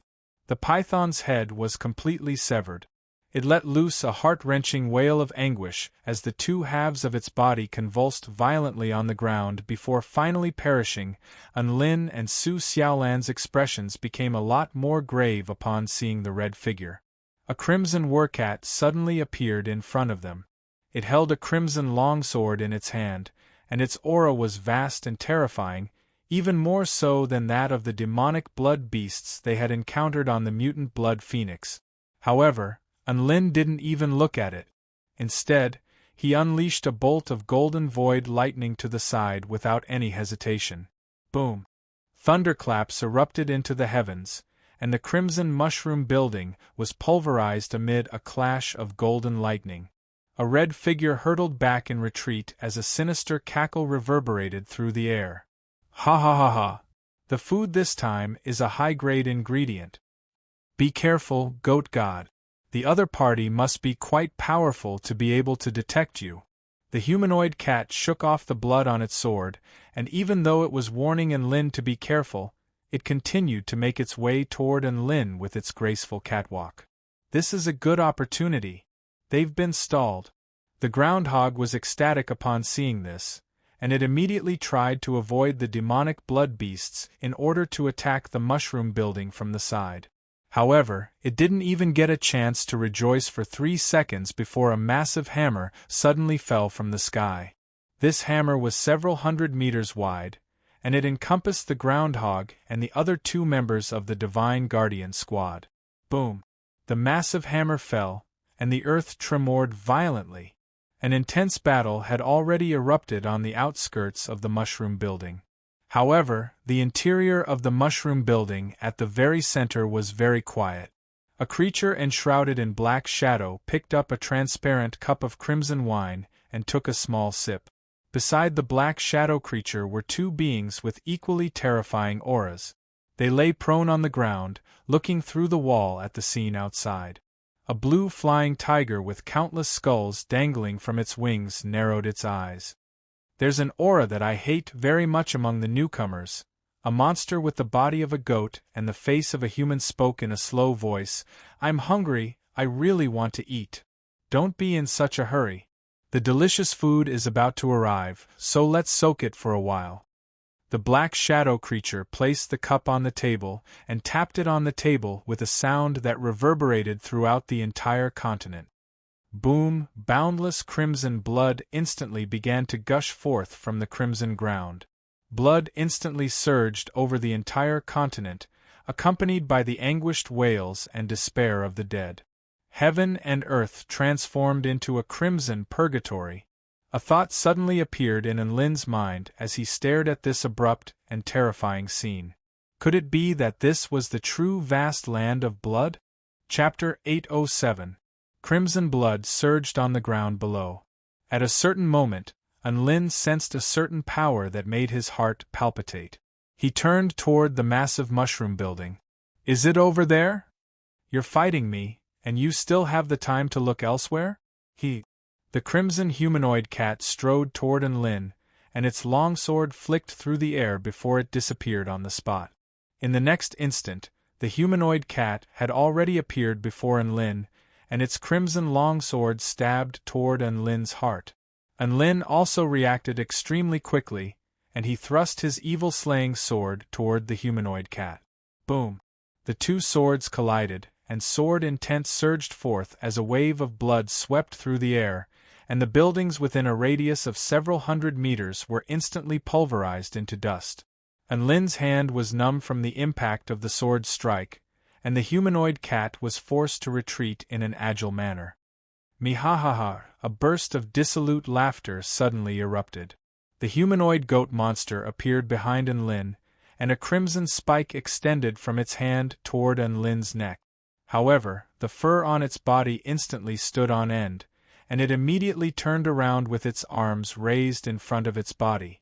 White holy flames swept forth, completely engulfing both it and Enlin. Boom! Flames exploded, and the terrifying holy flames fanned out in a fan shape, engulfing everything in its path. Su Xiaolan was a little perplexed. Why did her enemies always ignore her existence and create opportunities for her to launch sneak attacks? The humanoid goat also ignored her this time as it focused all of its attention on Enlin, thereby exposing its back to her. Did it really think that she was a piece of trash like Aonyo the frog? Su Xiaolan was a little angry, so she immediately unleashed a red-hot sword slash at the arrogant humanoid goat. Due to the fact that she had unleashed her full power, Enlin was naturally also within her attack range. However, Su Xiaolan wasn't worried in the slightest. She was well aware of just how thick Enlin's skin was. This bit of fire wasn't enough to cook Wang Ban. Bah! The goat man's back was torn apart, and he spat out a mouthful of blood as he retreated. His blood-red body looked like it was about to evaporate. Cough, cough, cough. Xiaolan, are you trying to murder your husband? Enlin complained as he walked out of the flames with his clothes in tatters. Su Xiaolan pursed her lips. Stop pretending. Let's beat those two demonic blood beasts first. Enlin tore off his white robe, and his storage ring flashed as a brand new set of clothes appeared over his body. The frog and Aonyo had already retreated behind the scenes, and were looking on at the battle in the distance with shock and horror on their faces. Moo! Those two demonic blood beasts were the most powerful demonic blood beasts I've ever seen. Their power has already transcended beyond the soul formation stage. Aonyo exclaimed. The frog was also envious. Croak. Yes, I've only felt such power from the captain of the Divine Guardian Squad, the peerless saber demon. As expected of the most supremely talented human cultivators, Anlin and Su Xiaolan are able to hold their own against them even though they're only at the soul formation intermediate stage. Go croak. Moo. Kill them. The two beasts roared with all their might. A faint smile appeared on Su Xiaolan's face. Do you feel more motivated now that there's a spectator cheering you on? Anlin, the humanoid cat and goat man were no longer in the mood to flex. In particular, the humanoid goat man was already quite fearful of Su Xiaolan after being struck by that flame slash. It felt like if Su Xiaolan used any more force, it would definitely be reduced to ashes. Cat God, let's switch opponents, the humanoid goat man suggested. Ha! The humanoid cat blinked. Didn't you always think you're more powerful than me? I admit it, so let's switch opponents. I feel like that man is easier to bully, the humanoid goat man continued. Anlin. He couldn't pretend that he didn't hear that. He had been underestimated. Meow. Great. I was waiting for you to say that. I'll insta-kill this terrifying enemy that almost insta-killed you. A smug smile appeared on the humanoid cat's face, clearly agreeing to the humanoid goat man's request. Su Xiaolan. He couldn't pretend that he didn't hear that.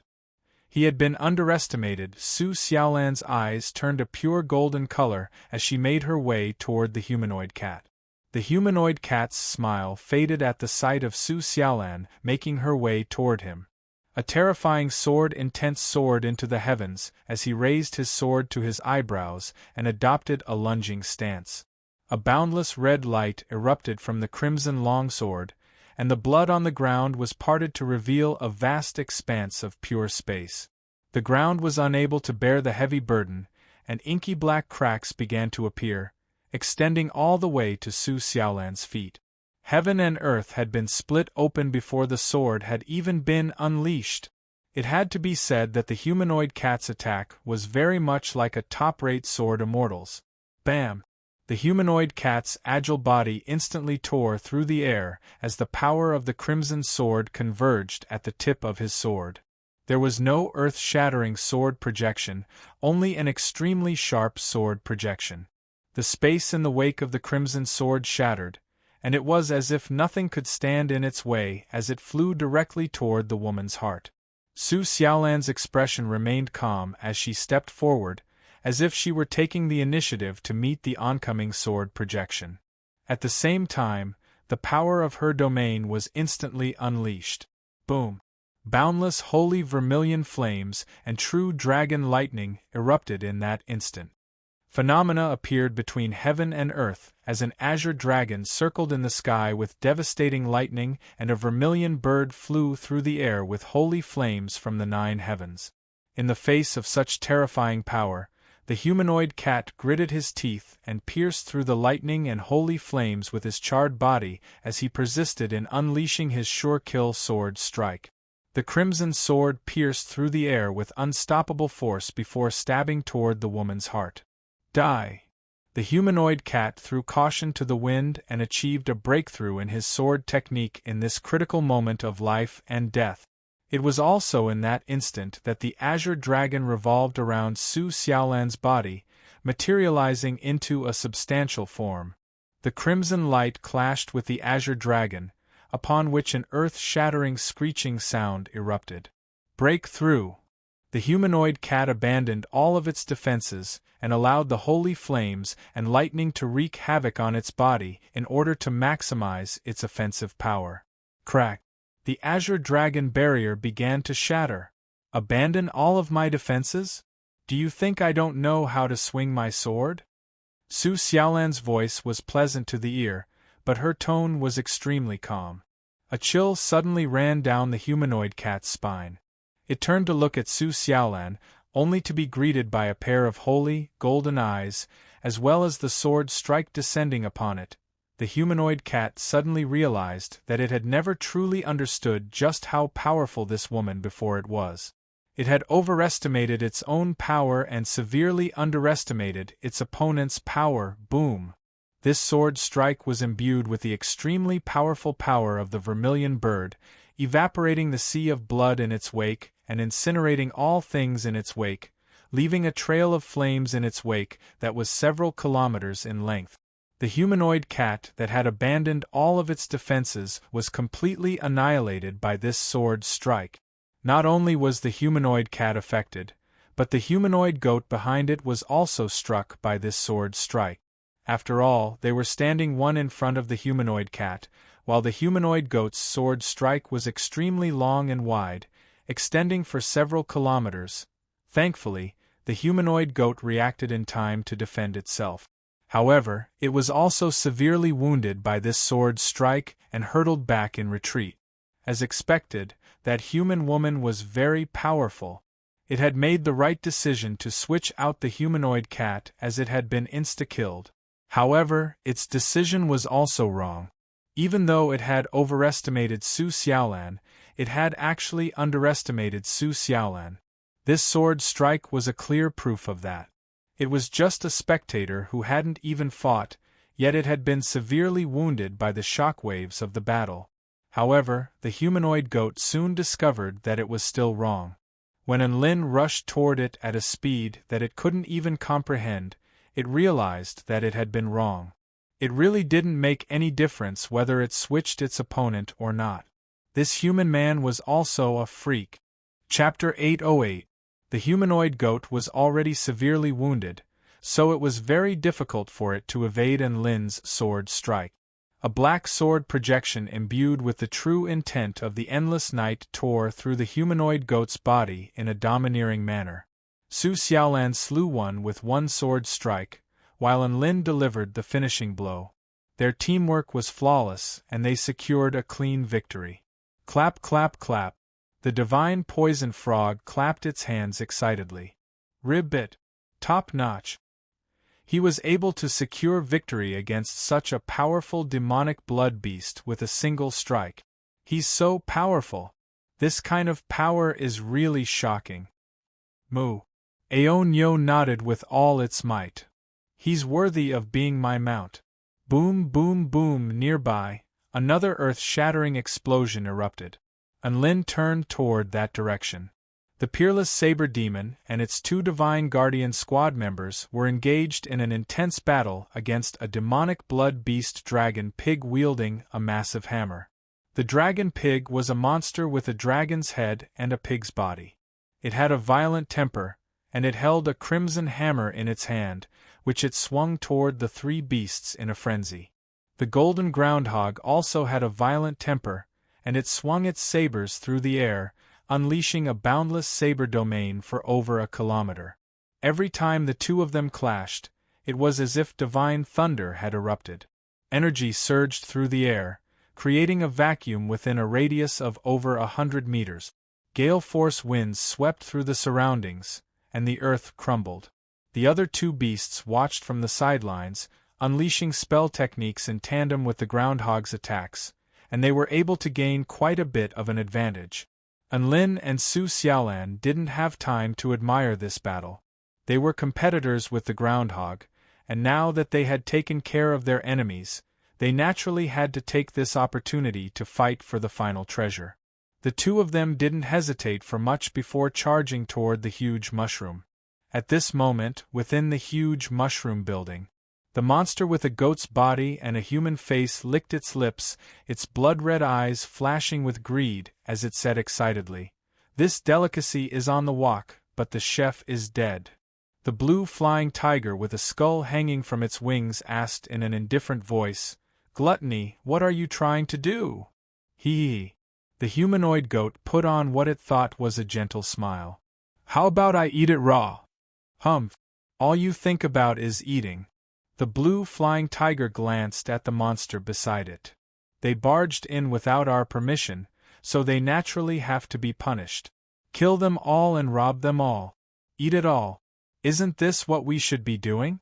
Taotai, who had a goat's body and a human face, chuckled. "You're really bad." The blue flying tiger scolded, then a strange smile appeared on its face. "But I like..." The black figure sitting in the middle tapped the table with his fingertips. "Logically speaking, those two humans are much stronger than we imagined. Cheongqi, Taotai, don't kill them. They may be the key to me getting out. Well, I won't kill them, but I want to eat all the other beasts. The Taotai grinned. Let's go out. If we fight inside, it won't be good if we damage the house, Cheongqi said indifferently. Just like that, two extremely terrifying ferocious beasts broke through the door. Silence returned to the room. Only the sound of the black figure tapping on the table could be heard. Thump, thump, thump, thump, thump, thump. An extremely dazzling light emanated from within the huge mushroom, enough to turn a floating continent into a dazzling star. However, it was completely dark here. There were only two lights that seemed like eternal candles that continued to burn. The blood is becoming more and more active. This pot is boiling hot, we can put meat in. An ethereal voice sounded. Outside the huge mushroom, Anlin and Su Xiaolan were already less than a kilometer away.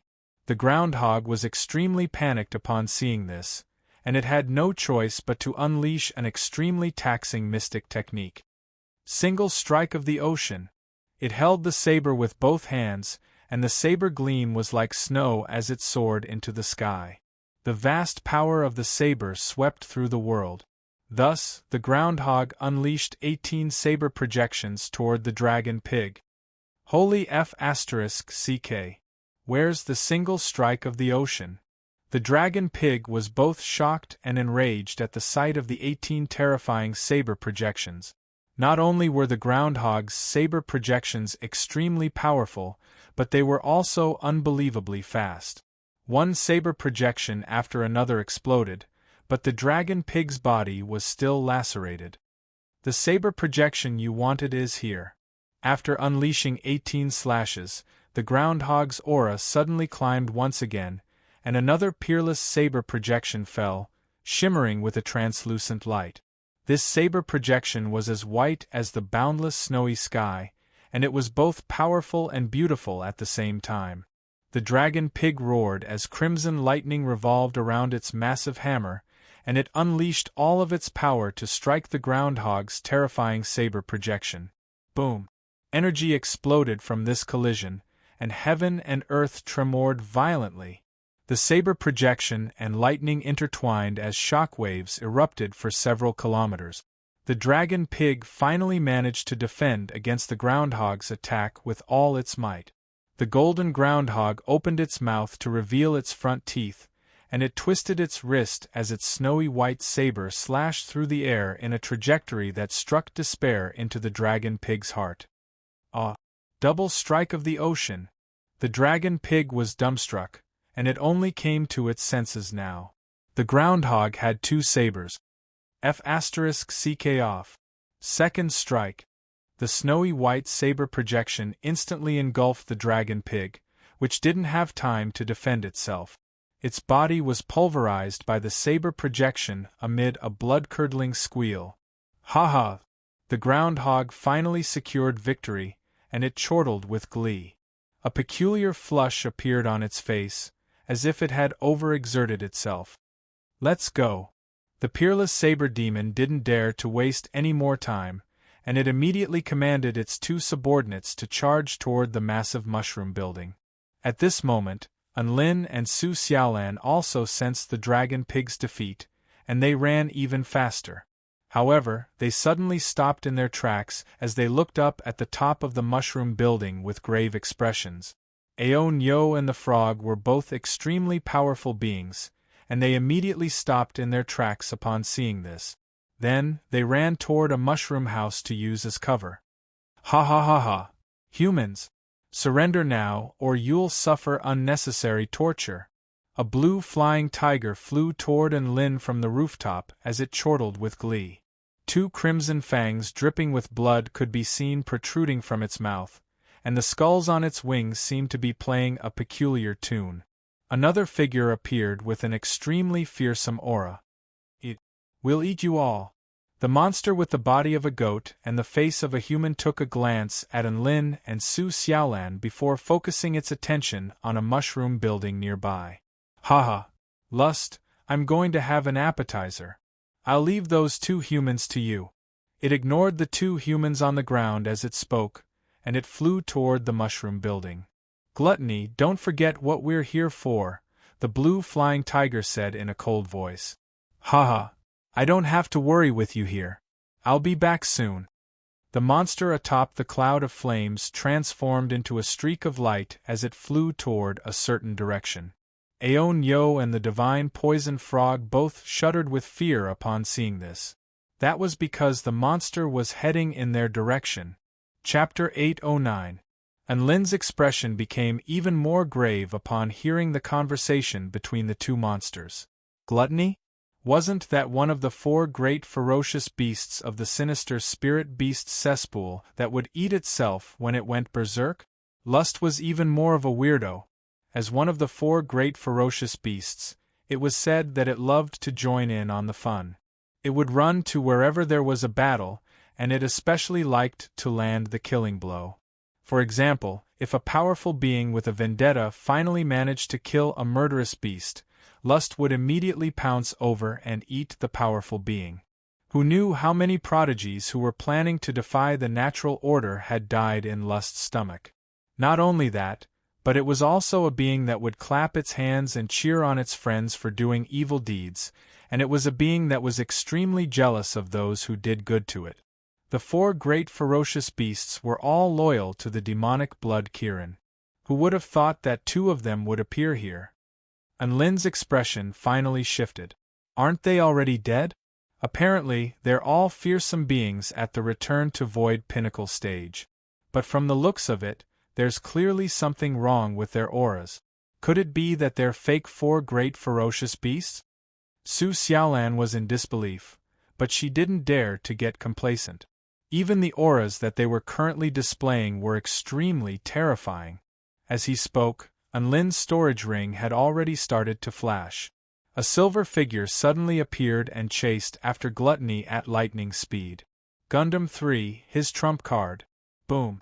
A purple gravitational field was unleashed, enshrouding Gluttony before unleashing an extremely terrifying power of suppression. Gluttony's flight faltered, and it plummeted toward the ground. Aon-yo and the frog were trembling in fear and despair, but tears began to flow from their eyes at the sight of Anlin's powerful reinforcements. "Humph! A mere puppet wants to stand in my way? I'm going to eat you!" Gluttony roared with rage as the flaming cloud beneath its feet surged like gale-force winds, and it was able to pounce toward Gundam 3 at a pretty fast speed despite the gravitational field. Gundam 3 unleashed a gravitational field with one hand while materializing a particle sword with the other, slashing a blue arc of energy through the air. Gluttony reacted extremely quickly, and the cloud of flames beneath its feet abruptly exploded as it evaded Gundam 3's attack. It then quickly closed in on Gundam 3 and opened its mouth. Its face was originally the size of a normal human face, but when it opened its mouth was even larger than its head. It was like a giant, dark mouth with eerie white teeth inside. "I'm starting." Gluttony bit toward Gundam 3's head. Kacha boom! A clear and crisp sound rang out. Roar! The Tautai howled miserably as he retreated, his teeth chattering. What exactly is this puppet made of? Why is it so hard? Gundam 3 wasn't going to reply to him. After all, he was a man of few words. He unleashed all types of energy waves with one hand and continued to swing the particle sword in his other hand, unleashing a torrential barrage of attack. Gluttony let loose a strange cry as flaming blade projections materialized on its claws. Gundam 3's power was comparable to that of a mighty figure at the pinnacle of the return to void initial stage. Even so, Gluttony was able to hold its own against it. In the area where the two sides fought, destructive energy swept out, turning it into a land of death. Croak! How terrifying! Is this really a place that only soul formation stage mighty figures can enter? A battle of this caliber is definitely a battle between return to void stage mighty figures. The divine poison frog was astonished. Moo! Have you forgotten about those immortal beasts that have gone insane? Aon-yo asked. The divine poison frog choked upon hearing this. Aon-yo continued, What's most astonishing to me is that Enlin still has such a terrifying trump card up his sleeve. With this kind of power and this kind of puppet, they can do whatever they want in our beast tribe army. Their only opponents have always been the living beings of this world. Gluttony and Gundam 3 were locked in a stalemate. Lust finally put away its frivolous expression as it looked at the two humans before it with a solemn expression. That's right, these two humans had the right to make it take them seriously. Roar. Does that mean you're not going to surrender? Lust stood on all fours and glared at Enlin as a twisted reddish-brown energy burst forth from its body. Enlin's brows furrowed slightly. He had detected an extremely terrifying power with his powerful divine sense, but it didn't originate from these two ferocious beasts.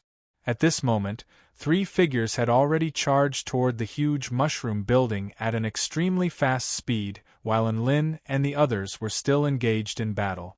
The golden groundhog, blue flame skeletal bird, and 8-armed lion king were all soul beasts at the soul formation pinnacle stage, and all of them wore expressions of excitement and anxiety. They were the fishermen who were waiting to reap the spoils of war, and this was an extremely satisfying feeling. However, strangely enough, Lust's expression remained unchanged upon seeing this. Enlin was even less nervous upon seeing this.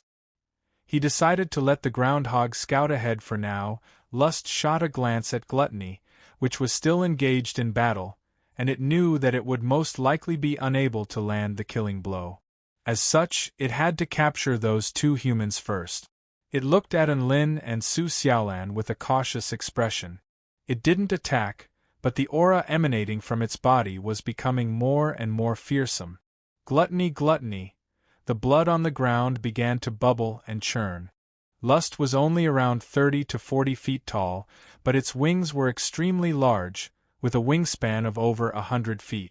There were countless skulls hanging from its wings, and a peculiar red light began to shimmer within its hollow eyes.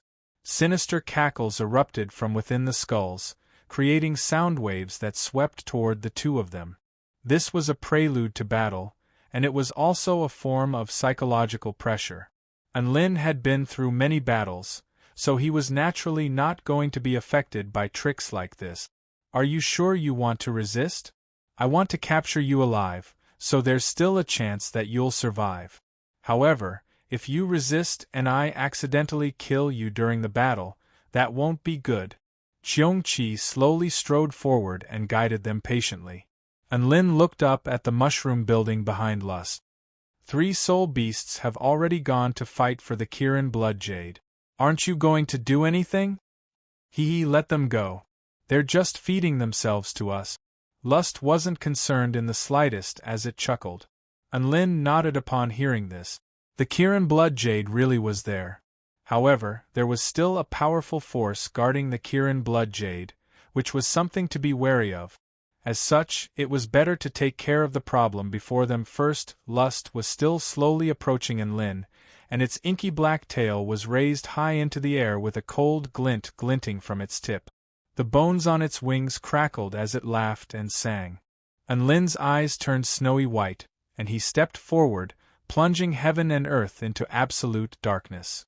All of the fur on Lust's body stood on end as its 5 senses were stripped away, and its divine sense was obscured as killing intent enshrouded the entire air. Heavenly Demon Bone Barrier. It unleashed a protective ability without any hesitation. An energy barrier constructed from the projection of a heavenly demon's skull instantly appeared, wrapping itself around its body like an impenetrable fortress.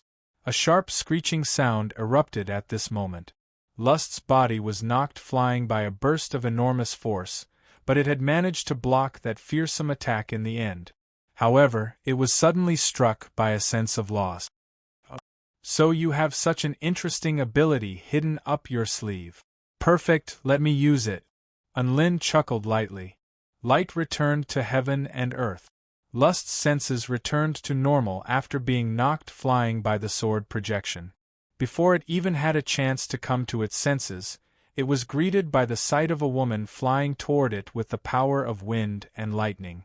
The blue lightning and scorching holy flames of the dragon sparrow sword intertwined harmoniously with one another, and its sword intent had even exceeded that of some return to void stage mighty figures. This high-rank immortal tool was a perfect match for Su Xiaolan's bloodline, thereby allowing it to unleash its most powerful attack. Lust barely managed to protect its head with its claws before the dragon sparrow sword fell. Chapter 8:10. Boom. Holy flames and lightning fused together to create an unstoppable force. This was a fast and vicious attack. The sword was like lightning and the might of the sun, reducing everything in its wake to ashes. Su Xiaolan unleashed an attack comparable to that of a return to void stage mighty figure. Lust raised its claws in front of itself and was blasted back several hundred meters by the sword's strike. Its entire body was charred black, and a massive gash had appeared on both of its arms. How could she be so powerful? Lust was astonished, and it had only just raised its head when a green figure appeared before its eyes. Su Xiaolan wielded her dragon sparrow sword, and the blade of her sword rotated to the side of the bright blue lightning before crashing down upon Lust like a bolt of lightning. Whoosh whoosh whoosh. The blade of the sword was imbued with dazzling lightning as it slashed through the air in a series of extremely sharp trajectories. Lust didn't dare to underestimate its opponent, and its claws also transformed into a series of afterimages to defend against her sword's strikes. The human woman before it was already very powerful, and with the enhancements from her high-rank immortal tool, each and every one of her sword strikes had the power to wound it. Lust didn't think that a soul formation stage human could be this powerful. However, after battling for a while, Lust realized that she had expended a lot of her power in that attack, and she was definitely going to lose if she continued to battle. Now was the time to retaliate. Lust's expression darkened, and it slapped the dragon sparrow sword aside with its claws while its tail abruptly pierced towards Su Xiaolan's glabella like a bolt of black lightning.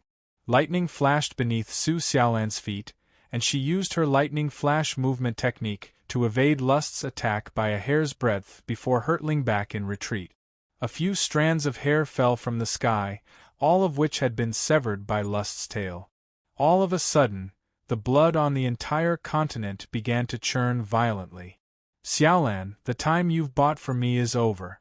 It's my turn now. How dare it touch your hair? I'll make sure it has nothing left. Unlin harumphed coldly with rage in his voice. Qiongqi had actually been paying attention to Unlin's actions, but from the beginning to the end, it didn't know what that man was doing.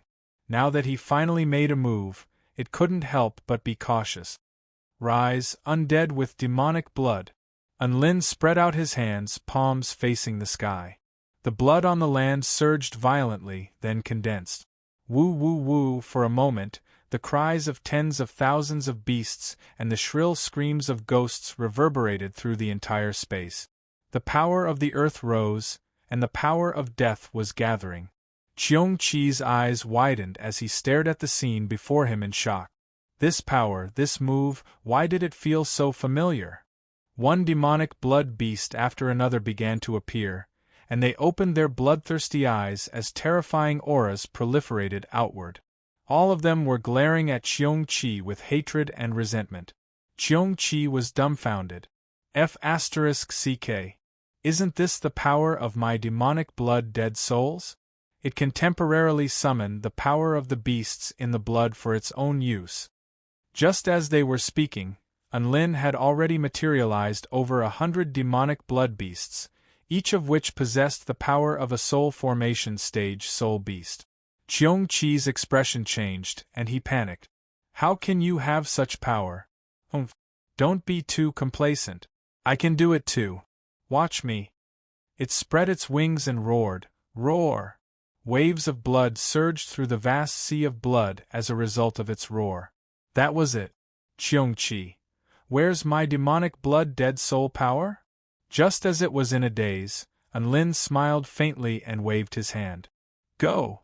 So, over 100 demonic blood beasts pounced toward Qiongqi with devastating might. Damn it!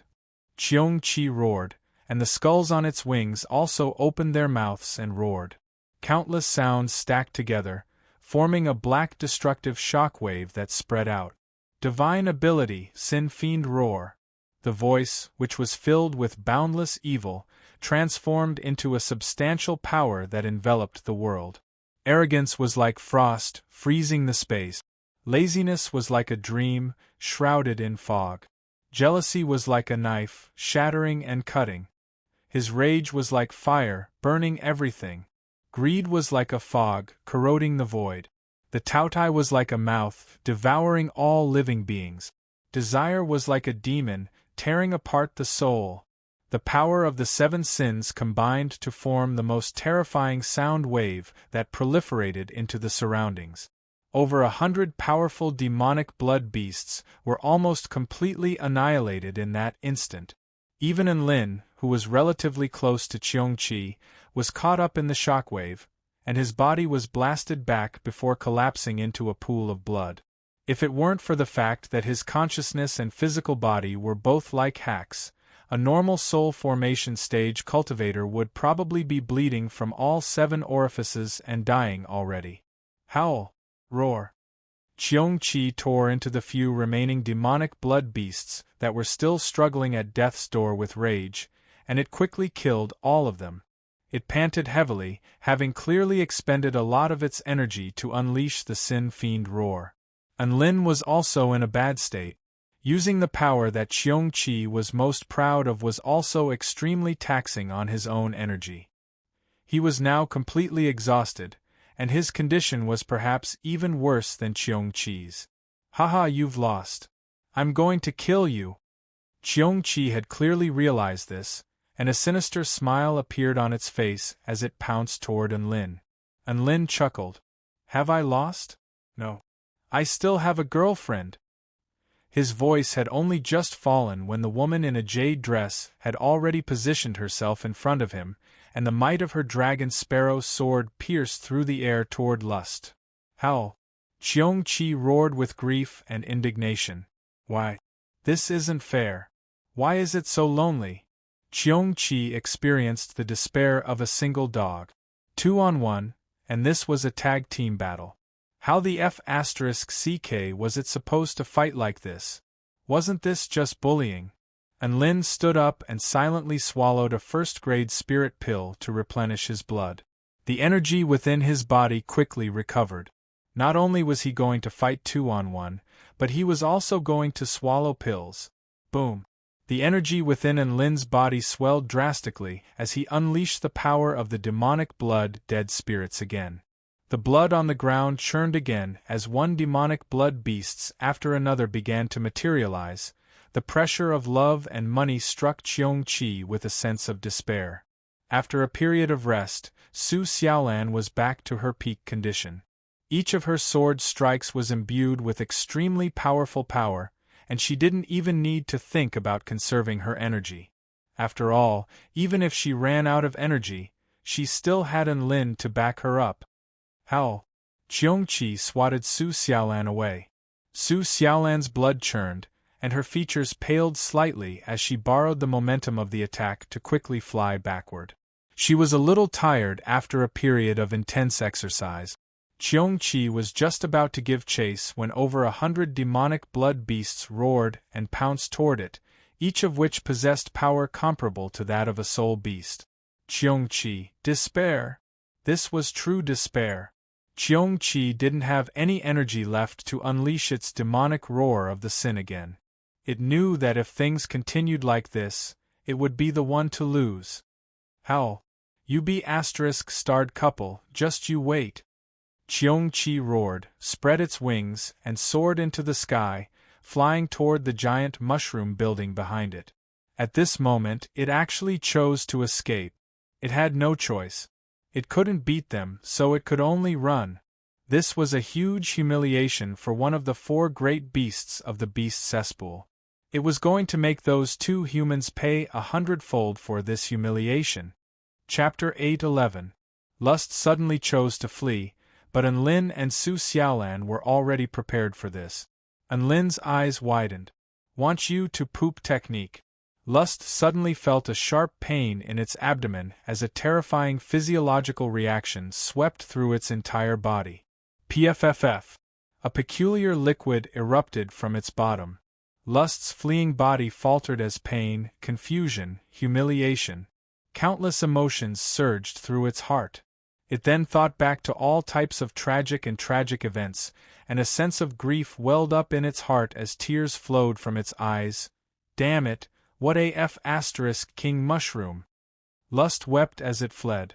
Due to these two spells, its escape was slowed down significantly.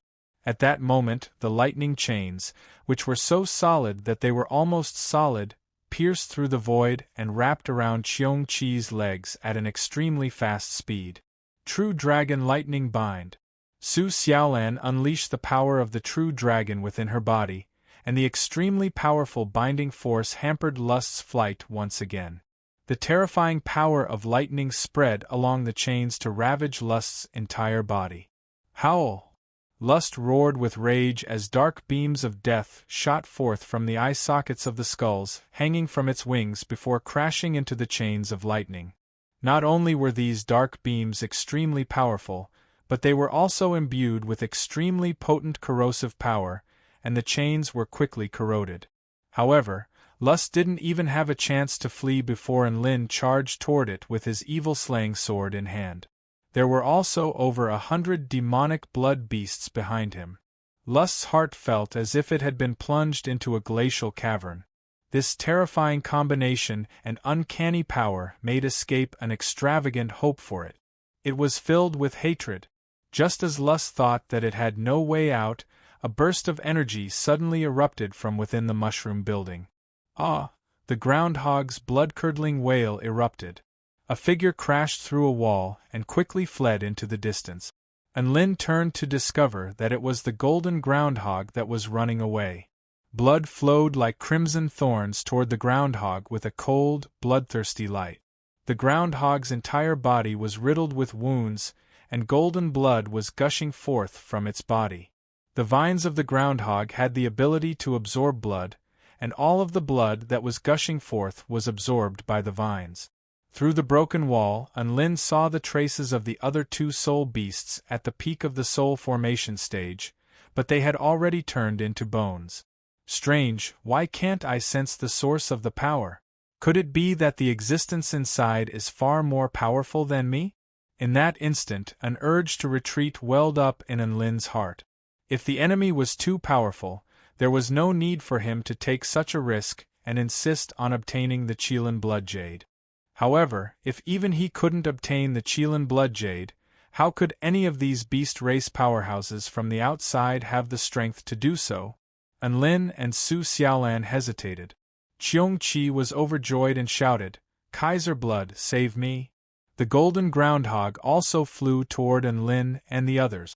The vines of the groundhog were extremely fast, and it was about to stab into its backside. It let loose an instinctive roar. Ah! Save me! Enlin, save me? Who the hell would save it? It was already very benevolent of the Buddha not to stab it in the back. It was also at this moment that the demonic blood beasts behind Enlin were suddenly reduced to a puddle of blood. In that instant, Qiong-Chi felt a certain power return. The divine plunder technique had failed. Qiong-Chi seemed to have sensed this, and it was just about to try and sense that power again when Enlin appeared before it. The golden eye symbol appeared on his forehead, and golden ripples proliferated outward. Qiong-Chi felt as if it had lost that power again. Howl! So you really were the one who stole my power. It roared with rage as an inky black light burst forth from its claws, and it pounced toward Enlin. Enlin positioned his sword in front of him to defend himself against Qiong-Chi's attack. The golden eye symbol on his forehead appeared again, and golden ripples proliferated outward again. Qiong-Chi felt as if its entire body had been completely emptied. Enlin had used the Divine Plunder technique twice in a row. The Divine Plunder technique was a spell technique that was extremely taxing on the user's consciousness. In the past, he had only been able to use it once, but his consciousness was extremely powerful now, so he could use it once or twice more. The limit set by the system was that it could only contain 3 types of power at once, so Enlin could still use the Divine Plunder technique one more time.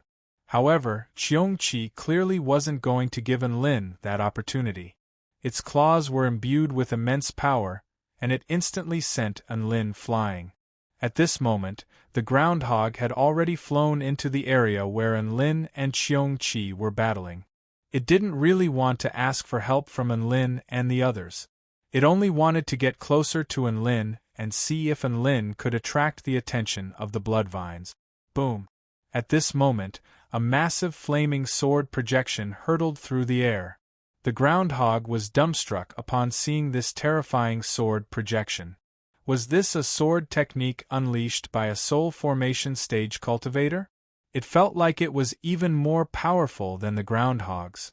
Qiongqi was being attacked by a man and a woman again, and it hurriedly tried to defend against the flaming sword projection, but its body was still torn apart by the sword projection. The groundhog nearby was struck by the flaming sword projection for some reason, and it was also charred to a crisp. White smoke billowed from its mouth, as it roared toward Enlin with no regard for its own safety. F***ck off.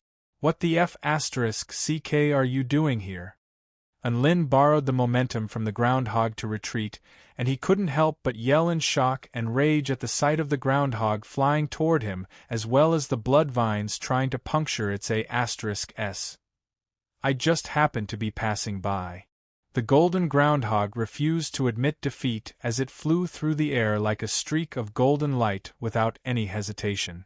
The crimson vines behind it had already transformed into a crimson python that was moving like a living creature with countless sharp spikes protruding from its tip, giving onlookers a sense of disgust and disgust. It was already extremely close to the groundhog, and they were most likely going to come into contact very soon.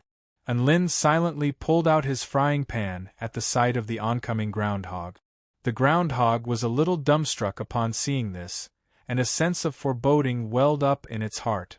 Seeing as you want to come over, then I won't hold back. Enlin chuckled. Sea of Divine Flames, activate. Boom.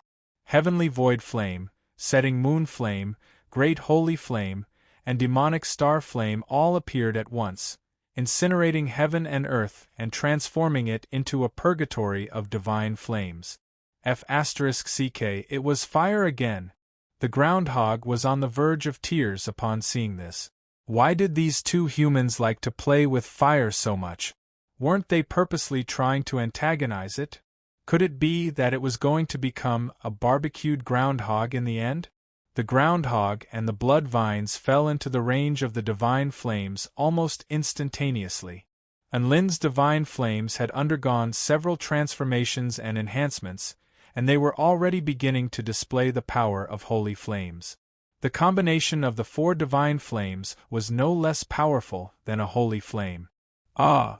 The golden groundhog howled in agony within the divine flames as it slashed its sabers through the air to create a domain to keep the divine flames at bay. The blood vines were also affected, and they faltered slightly before splitting into 2, one of which continued to stab toward the groundhog while the other stabbed toward Enlin, who was unleashing his divine flames. Chapter 8:12. Ah! A blood-curdling roar erupted from the groundhog's mouth. Golden blood gushed forth from its A**s. Its defenses had clearly been broken by the thorny vines, and it had been subjected to an extremely brutal attack. Another crimson thorn flew toward Enlin with an extremely fearsome glint in its eyes, and he could smell the pungent odor of blood even from afar. Enlin had wanted to face the power unleashed by the massive mushroom building head-on a long time ago. He held the high-rank immortal tool divine flame bead in his hand, and a golden flaming dragon leaped out from within. It was like a fish in water within the sea of divine flames, and its power was further enhanced.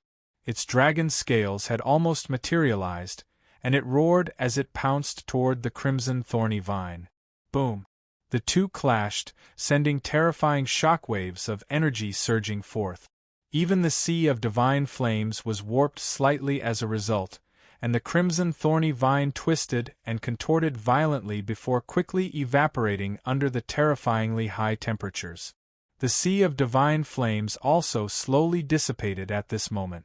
This technique expended far too much energy, so Lin didn't dare to use it for too long. He swallowed an energy-replenishing spirit pill before turning to the golden groundhog again.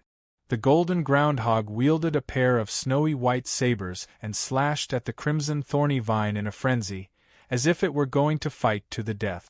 Its A*S that had been ravaged flew through the air as blood gushed forth from its body. Under certain circumstances, beasts would also go berserk if their bottom line was violated, and this was clearly the case for the golden groundhog. The crimson thorny vine was being forcibly split apart, and it was also being scorched by the sea of divine flames, so the golden groundhog was able to temporarily gain the upper hand. I, the peerless saber demon, have never suffered such humiliation. Ah! Die! Die! Die! Single strike of the ocean! The golden groundhog roared as it unleashed an extremely dazzling saber projection with its snowy white saber. The saber projection tore through the crimson thorny vine with an unstoppable force before completely vanquishing it in mid-air. Huff huff huff! The groundhog panted heavily as a faint smile appeared on its face. A sense of satisfaction from successfully exacting its revenge welled up in its entire body. However, it had only just raised its head when it was greeted by the sight of a man standing before it with a chilling smile on his face. The golden groundhog! It felt as if it had fallen into the mouth of a tiger. Was this the punishment for being impulsive? Lin wielded his evil-slaying sword and was just about to slay this person. However, before he could do so, he turned toward Su Xiaolan, and his expression abruptly shifted as he unleashed his wings of wind and wind sword at the same time. Bang! Lin's figure suddenly disappeared from the groundhog's field of vision, and only the gale-force winds whipped up by his rapid flight were still howling through the air. The golden groundhog faltered momentarily before turning to look behind it. While Su Xiaolan was bullying Qiongqi, a distorted shadow appeared at the broken wall and opened its blood-red eyes. Buzz invisible waves spread out, and strange sounds began to appear in the world. In that instant, Su Xiaolan's clear eyes became blurry, and her expression became absent-minded. What a great opportunity! Qiongqi's eyes flashed with a bloodthirsty light as it slashed its claws toward the woman in front of it without any hesitation. Scram! An angry roar rang out. Boom! An inky black circle appeared beneath Qiongqi's feet, and a terrifying gravitational force exerted upon Qiongqi's body, causing its bones to crack and crack. Abyssal gravity was instantly activated. Lin charged toward Qiongqi with black mist emanating from his body, and his aura had reached an extremely terrifying level. He opened his mouth toward Qiongqi. Roar! Qiongqi's expression shifted drastically as this was its signature divine ability, the roar of the sinful demon. A voice imbued with boundless sin transformed into a substantial power that swept toward it. Arrogance was like frost, sloth was like a dream, envy was like a saber, rage was like fire, greed was like mist, gluttony was like a maw, and lust was like a demon. The power of the 7 sins instantly erupted, sweeping through every inch of Qiongqi's body. Howl! This was the first time Qiongqi had been attacked by its own power, and it howled with pain. The power of sin was so terrifying, but it was also so wonderful. The black shadow on the mushroom building pointed a finger at Lin. Space twisted, and the crimson arrow fell toward Lin with boundless terrifying power. Even with his ultra-powerful divine body, Lin was still struck by a sense of extreme peril in that instant. He also pointed a finger at the crimson arrow, and a sea of blood surged as the power of death formed a circular shield in front of him. This was also Qiongqi's signature power, the power of demonic blood dead souls. Boom! Energy exploded, and the arrow pierced through the circular shield in the end. Just when Cheong-chi thought that Enlin was going to use his power to defend himself, Enlin gave up on his defense, and golden void lightning revolved around his sword as he slashed it down upon Cheong-chi. Howl! Have you gone insane? You're going to take me with you even if you die. Cheong-chi roared in a frenzy. In its eyes, Enlin was essentially trading a life for a life. However, Enlin knew that his body of the war god would be able to defend against the weakened Crimson Arrow. Cheong-chi was already riddled with wounds, and it frantically tried to defend itself against the earth-shattering sword strike unleashed by Enlin. At this moment, the Crimson Arrow had already pierced Enlin's heart. The golden void lightning was returned to void stage divine lightning, and it was imbued with the power of annihilation, so it was able to easily break through Cheong-chi's defenses. Cheong-chi stared at Enlin, wanting to see Enlin's heart being punctured by the Crimson Arrow. That way, he would be able to die in peace. However, the scene that unfolded before his eyes was one of absolute despair. The arrow struck Enlin's chest, and a sharp screeching sound erupted as it was unable to advance any further. A rainbow light erupted from the spot where Enlin's chest had been punctured, and it seemed to have formed the most indestructible shield to keep the arrow at bay. It didn't pierce through? Cheong-chi's eyes widened. At this moment, the boundless golden void lightning had already sliced open his body. No, this isn't fair. Cheong-chi howled in despair. Why are you unscathed? I refuse to accept this. They had agreed to die together, but only he had to keep his promise. Cheong-chi roared at Enlin with extreme despair and rage, only to receive an answer that made him even more desperate. Why? Because I'm more powerful than you, Enlin replied in an indifferent voice. Cheong-chi. His voice had only just fallen when Cheong-chi's body was pulverized by the golden void lightning. The Crimson Arrow also dissipated into thin air, and aside from a slightly red wound on Enlin's chest, there were no other wounds. The black shadow on the mushroom building let out a soft huh. It was obvious that he was also a little surprised. However, Gluttony's expression shifted drastically as he battled Gundam 3 on the other side. Even Cheong-chi had been slain, how could he not feel a sense of crisis? Gluttony was very confident in Kaiser Blood's power, but Kaiser Blood might not be in the mood to save him. Wasn't Cheong-chi's death the best proof of that? Gluttony didn't hesitate at all, and he immediately flew toward the mushroom building after finding a gap in the battle. It couldn't be helped. The power of these two humans had far exceeded his expectations. Enlin turned to look at the black shadow in the distance, but he couldn't see its features clearly. Its stature seemed to be similar to that of a normal human. That was where his heart was palpitating. Coincidentally, the black shadow was also sizing him up, so it looked like he wouldn't be able to escape. Thankfully, the plunder effect of the divine plunder technique didn't disappear after Cheong-chi's death. He could still use the power of the divine plunder technique for a few more minutes. Enlin waved a hand, and several dozen demonic blood beasts materialized on the ground before pouncing toward the black shadow. You're going to use the power of the demonic blood dead souls against me? The black shadow looked at Enlin and spoke in a raspy voice. So be it, I'll show you what true life is. Chapter 8:13. The black shadow's voice was raspy, but it was imbued with a sense of superiority and disdain. He pointed a finger at the demonic blood beasts formed from blood that were charging toward him. God's blessing, all demons in this world belong to me. As his voice trailed off, a red ripple proliferated from his fingertip throughout heaven and earth. All of the demonic blood beasts materialized by Enlin faltered, as if they had been frozen in midair. In that instant, Enlin felt as if his power had been restricted, and he had completely lost control over the demonic blood beasts. The power of the several dozen demonic blood beasts climbed once again, and they all turned to look at Enlin with sinister smiles on their faces. Do you see that? Grant them power, intelligence, and thought processes. This is the true power of life. How about it? The black shadow's eyes were crimson as he stared at Enlin. Enlin's lips twitched slightly. What was that mysterious being trying to say? Was he implying that he should come and praise him? Heh! Asking Enlin to praise his enemy? What a joke! He was the invincible sword immortal Enlin, the tamer of divine lightning who didn't even fear divine lightning. How could he praise an enemy? As expected of a mighty figure that understands life. Your power is amazing.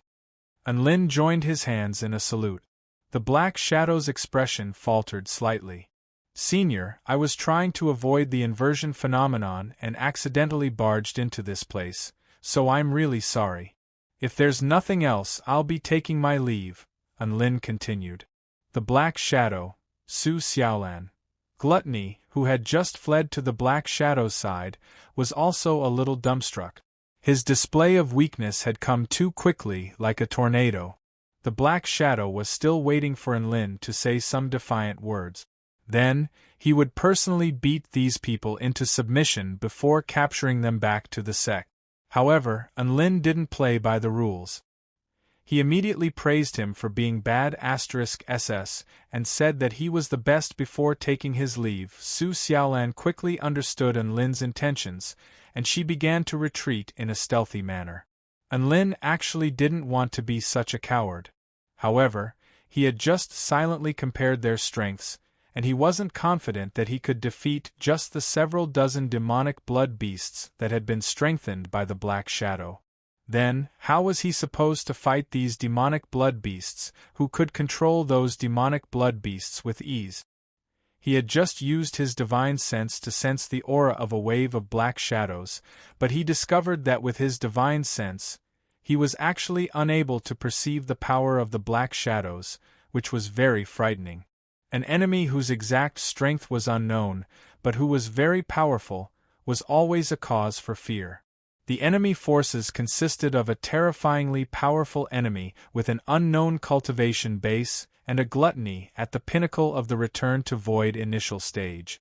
On their side, there were 2 soul formation stage cultivators, 1 Gundam 3, and 2 beasts who only knew how to yell 666. The third party was a half-cooked groundhog. How were they supposed to fight this battle? It was obvious that Enlin and his team had no chance of winning. Taking such a risk for a Qilin blood jade was simply not worth it. Enlin and Su Xiaolan slowly retreated, keeping a wary eye on the Black Shadow's movements. The Black Shadow came to its senses and suddenly asked, "Are you trying to run away?" Enlin shook his head. "This is a cultivator's business, so how can you say I'm running away? We don't have any vendetta against each other. I'm just here to take a look around before leaving. Not only did you kill my demonic blood beasts, but you also killed my pet, Lust. You call that no vendetta?" The Black Shadow spoke in an indifferent voice. Enlin was rendered speechless, but he continued to retreat. As for Ao Nyo, the frog, and the groundhog, they naturally ran even faster. Even Enlin and Su Xiaolan had run away, so what were they supposed to do? Were they supposed to wait to be turned into high-level food ingredients? Su Xiaolan immediately offered an explanation upon seeing that the Black Shadow seemed to be preparing to attack. "We were just defending ourselves. The Beast Tribe guards and Lust wanted to kill us, so we could only retaliate. We couldn't just stand there and let ourselves be beaten, right? Then we accidentally killed them." "Defending ourselves?" The Black Shadow blinked. That makes sense, bah. Bloodlord, why are you wasting your breath on them? Hurry up and eat them." Gluttony immediately tried to dissuade Enlin and Su Xiaolan from running away, but the Black Shadow remained unmoved. "What's the rush? This is my home. Without my orders, they won't be able to escape. I'm a reasonable person. Hurry up and tell me, how can I refute them?" The Black Shadow's voice became less weary as it spoke with a vexed expression. Gluttony was a little dumbstruck by this question. Normally, it would just eat anything it didn't like. It didn't need to reason with others. Why would it need teeth if it was reasonable for everything? If it couldn't win a verbal argument, it could just open its mouth and eat. "Actually, we don't need to be reasonable." Gluttony thought for a moment before voicing its thoughts. Only the weak are reasonable. They can only use reason as a weapon. The strong can do whatever they want. No one can stop them anyway, so they can do whatever they want. The Black Shadow paused momentarily. But we can't be so righteous if we do that. Gluttony harumphed disapprovingly. The bigger the fist, the harder the reason. The Black Shadow thought for a moment before replying, the bigger the fist, the harder the reason? That sounds a little barbaric. I want to be a cultured person. Bloodlord, you're not a person. Gluttony corrected. Sigh. The Black Shadow heaved a forlorn sigh. Its voice was clearly very weak, but it was like the lamenting of the heavens. Enlin and Su Xiaolan, as well as all the beasts, also heard that lamenting sigh. Before they had a chance to react, the blood on the vast land of blood began to radiate with dazzling light. The blood is boiling, the Black Shadow said in a slow voice. Boom. It was as if the power of an entire continent crashed down upon them at the same time, and the power of the blood in the entire continent became restless, as if it were sucking at their bodies like a demon. Moo! My body! Moo! Aonyo roared with shock and horror. Ribbit! I want to go home. Let me go home. Ribbit! The divine poison frog's feet were bound by the blood on the ground, and it struggled with all its might, but it was unable to break free. Enlin and Su Xiaolan were also unable to escape. The power of the vast land of blood had already fused into one, and the binding power unleashed by it was indescribably terrifying.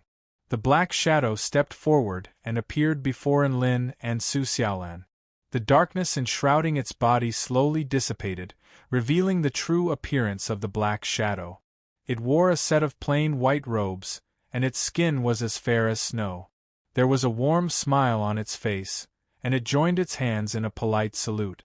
My apologies, please allow me to be unreasonable just this once. There's something I need you to do, and I can't wait any longer. He looked quite handsome and likable, but the prerequisite was to ignore the Qilin horns on his head and his crimson eyes. Kirin horn? Could it be that you're? Enlin's eyes widened. That's right, I am the demonic blood Kirin, the middle-aged man replied with a smile. Chapter 8:14. This middle-aged man was the demonic blood Kirin? Enlin, Su Xiaolan, Aonyo, the frog, and the groundhog were all dumbstruck upon hearing this. The groundhog clicked its front teeth in shock and horror. Didn't the demonic blood Kirin die? Did he come back to life? The middle-aged man looked at the groundhog with a meaningful smile. Who told you I died? Just because other people think I'm dead doesn't mean I'm dead. Then the Kirin blood jade. Enlin couldn't help but ask. Heh. Kirin blood jade does indeed appear after the death of a Tao integration stage Kirin. That is the manifestation of the essence of the Kirin's Tao realm and power. The middle-aged man turned toward Enlin. You're struggling to even protect yourself, and you're still thinking about the Kirin blood jade? Enlin's lips twitched. He just didn't want to face the cruel reality that he was fighting like a stupid C***NT for a Kirin blood jade that didn't even exist. Gluttony made his way over to the middle-aged man and drooled as he stared intently at the groundhog. It smells so good. Bloodlord, can I eat it? The groundhog was dumbstruck by this question. It had been roasted by Su Xiaolan's holy flame and then by Enlin's sea of divine flames, so its body did indeed have a peculiar roasted aroma. In the blood-binding formation, being stared at by the super-gluttonous Taotai, he was undoubtedly in despair. He had even imagined the cruel scene of himself being bitten and swallowed into his stomach. Enlin wrinkled his nose. He could also smell the unique roasted aroma of the golden groundhog, and some of its body parts had even been cooked to a medium extent. As a professional foodie who had eaten all types of groundhogs, he could tell that this groundhog's flavor was definitely top-notch. Of course, Enlin wasn't interested in it. He was just thinking about it. The golden groundhog was in complete despair, but the middle-aged man's words reignited its hope. This groundhog looks like it has quite a lot of aptitude. My lust is dead, and it'll take some time to revive him, so I'll let this groundhog take his place for now," the middle-aged man said. The groundhog was almost moved to tears upon hearing this. This demonic blood Kirin really had good taste. He knew that it was talented and had value. Although being praised and favored by the enemy was not something worth bragging about, thinking that this way he could avoid being slowly bitten by Tautai's food, he could not help but let out a sigh of relief. "Let's get back to the main topic. I need you guys to help me with something. Only you guys can do it. If you succeed, I can promise to let you go, and I will let bygones be bygones," the middle-aged man said with a smile. "What do you want us to help you with?" Anlin asked cautiously. "Help me open the passage between the two worlds." "I want to go out," the uncle said. "The passageway between the two worlds?" Su Xiaolan was puzzled. "Isn't the passageway between the two worlds in the direction of Huangxing? Why are you looking for us?" They're both special stars, but there's an exit in the direction of the yellow star." "Don't tell me my red star doesn't have an exit?" the uncle snorted. Su Xiaolan. Anlin opened his mouth to retort, but he finally refrained from doing so. From the looks of it, the middle-aged man seemed to have been triggered. What was there to argue about? Why did he have to put on an expression as if he had to have something as well? "Why do you only know that there's an exit in the direction of the yellow star, but not here?" "That's because all of the beasts that have come here have died." The middle-aged man raised his head with a smug expression on his face. Anlin and Su Xiaolan didn't dare to say anything. "Didn't you say you were going to be a reasonable and cultured person? How many beasts have died at your hands?" "To tell you the truth, I can't escape from the vast land of blood, which is this floating continent in the sky. I'll be killed by Pengu's gaze if I go outside." The middle-aged man heaved a forlorn sigh. "Hence, I can only leave through the passageway between this continent and the vast land of blood." "Pengu? The Pengu who created the Tai Chu continent?" Anlin's eyes widened with astonishment. "That's right, that F*King B** starred." The middle-aged man looked up into the sky with a resentful expression. Anlin and Su Xiaolan were both astonished. So those eyes were Pengu's eyes? My God! That was the #1 legend on the Tai Chu continent. Who would have thought that he would appear here? Don't be too surprised. That's only the power of laws left behind by Pengu. He left this place a long time ago and has gone to a very faraway place. Otherwise, I wouldn't have a chance to regain my freedom." The middle-aged man waved a hand as if he didn't want to talk about that anymore. "I also have a passageway between the two worlds here, but it can't accommodate beings of my cultivation base.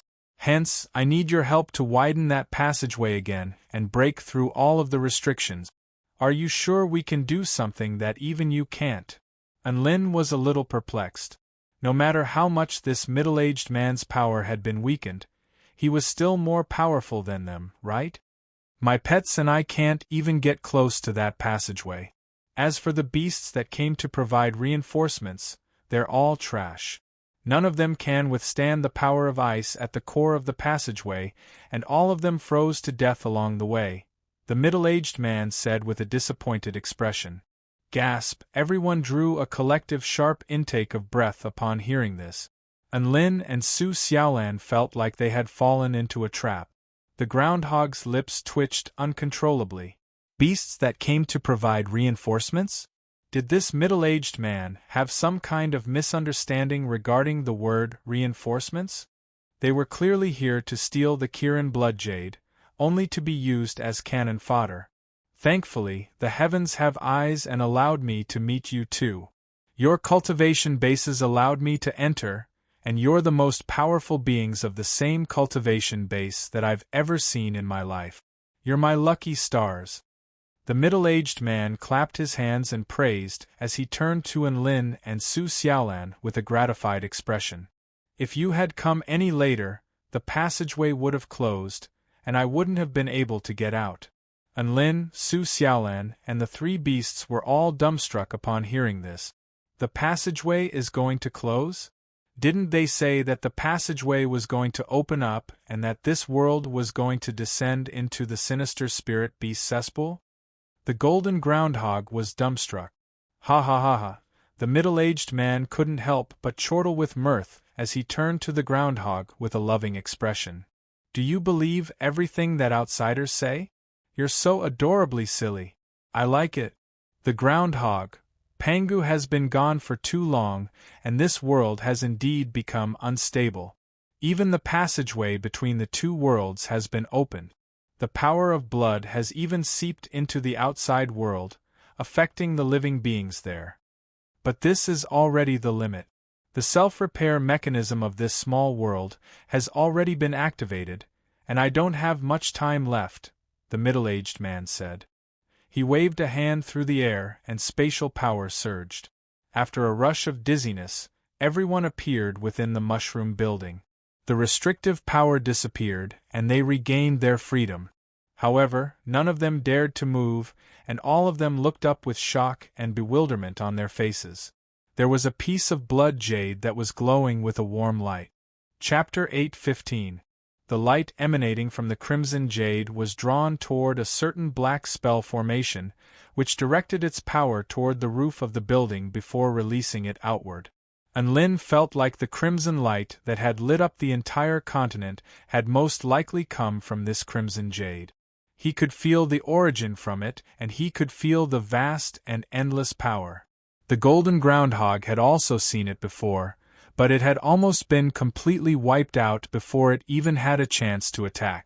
At this moment, it was standing obediently on the ground, repressing its urge to snatch the crimson jade for itself. As for the frog and Aonyo, they didn't even dare to say anything. They were the only two beast tribes that hadn't been assigned to them by the middle-aged man. All of the other beasts had been assigned missions, but they hadn't been assigned anything yet.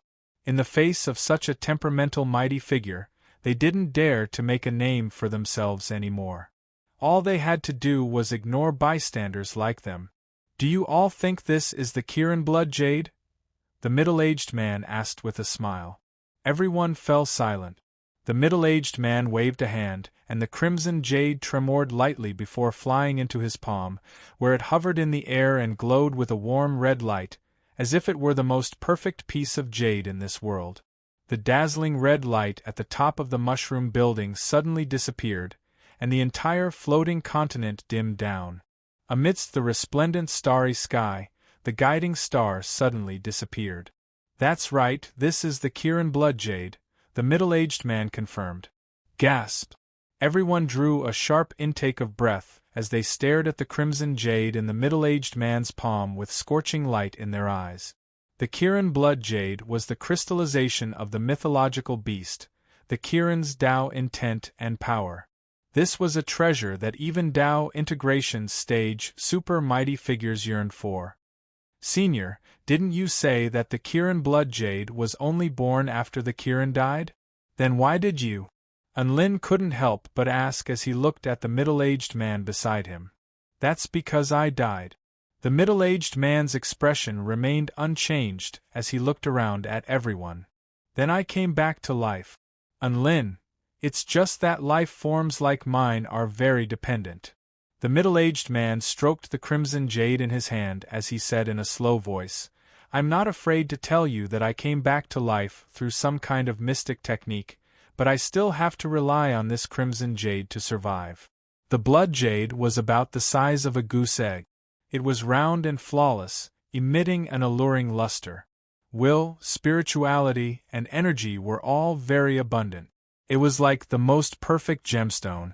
A hint of pride appeared on the middle-aged man's face when he saw the excitement and envy in everyone's eyes.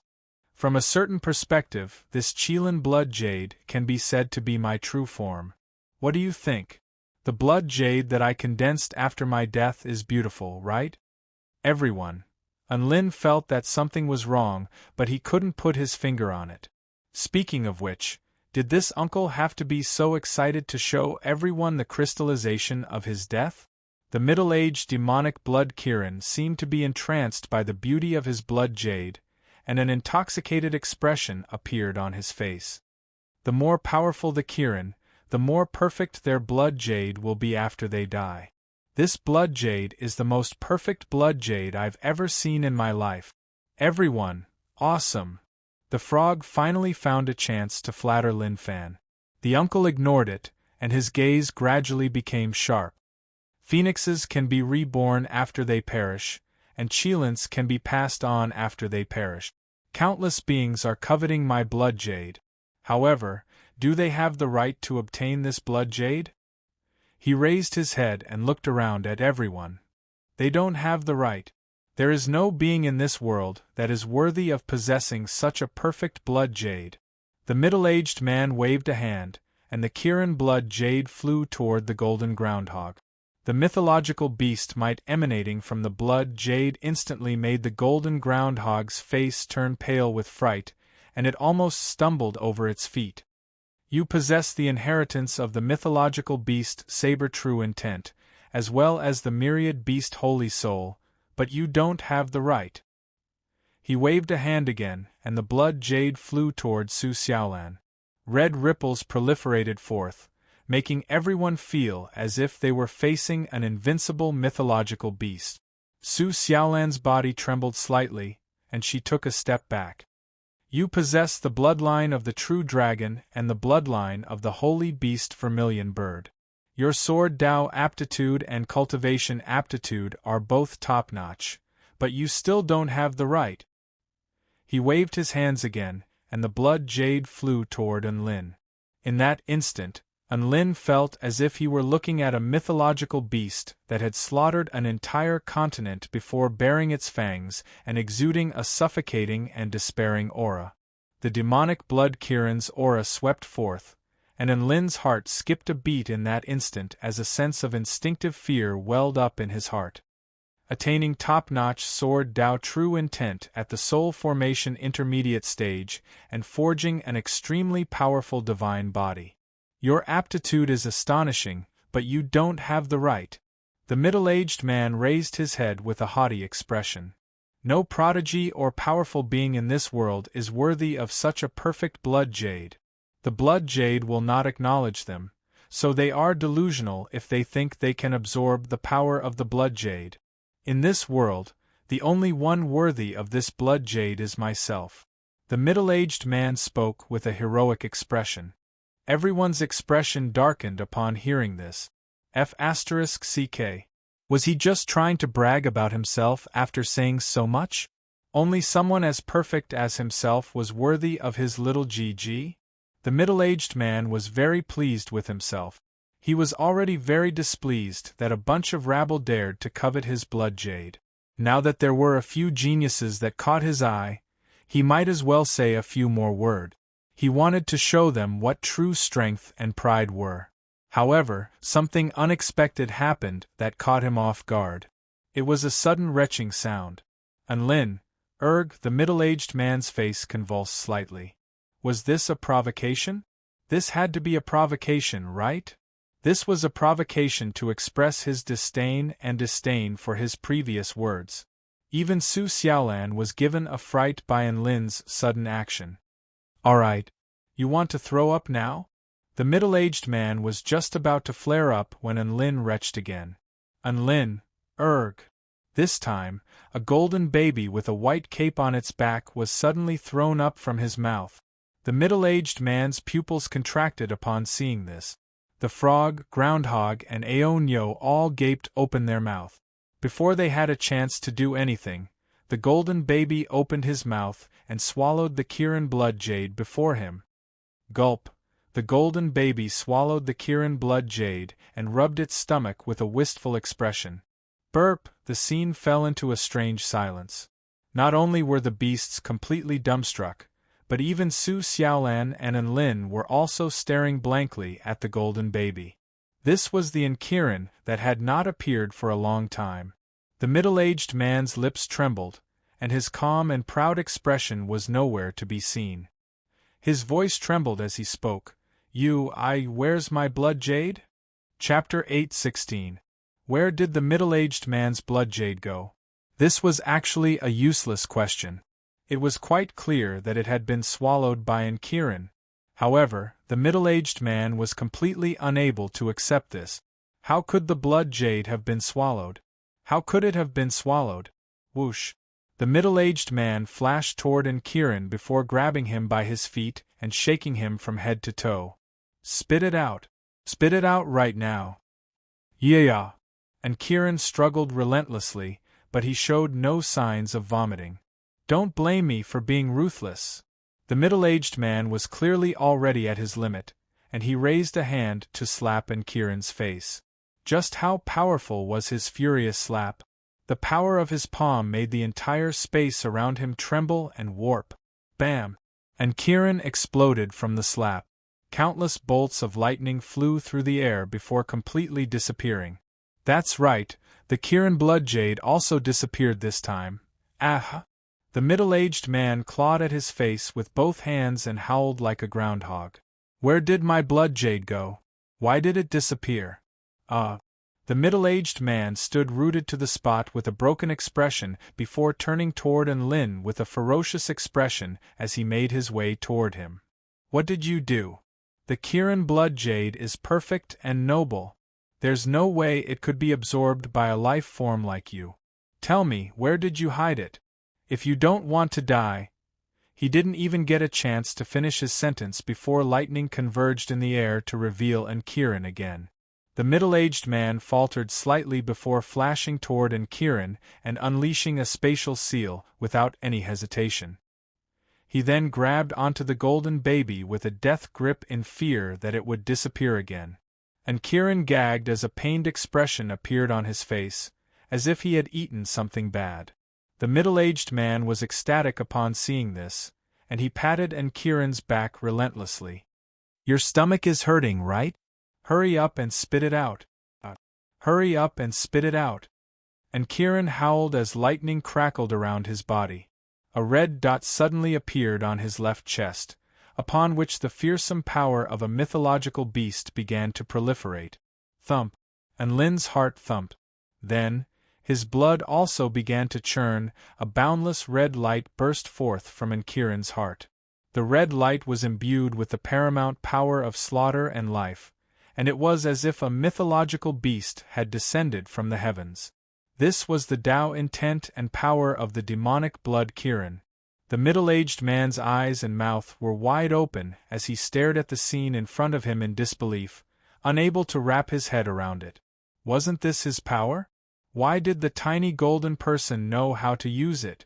Kirin's white cape fluttered behind him, and countless specks of red light suddenly revolved around his naked body before converging to form an extremely vibrant red t-shirt and shorts.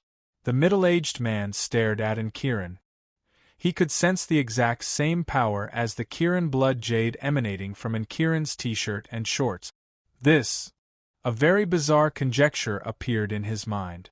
The middle-aged man's breathing quickened, and he exclaimed in disbelief, Did my Qilin blood jade become a costume? Lin, Su Xiaolan, all the beasts, would anyone believe him if he told them about this? No. How is this possible? The middle-aged man was no longer as graceful as before, and he clawed at his face with a deranged expression. How could my Kirin blood jade become something like this?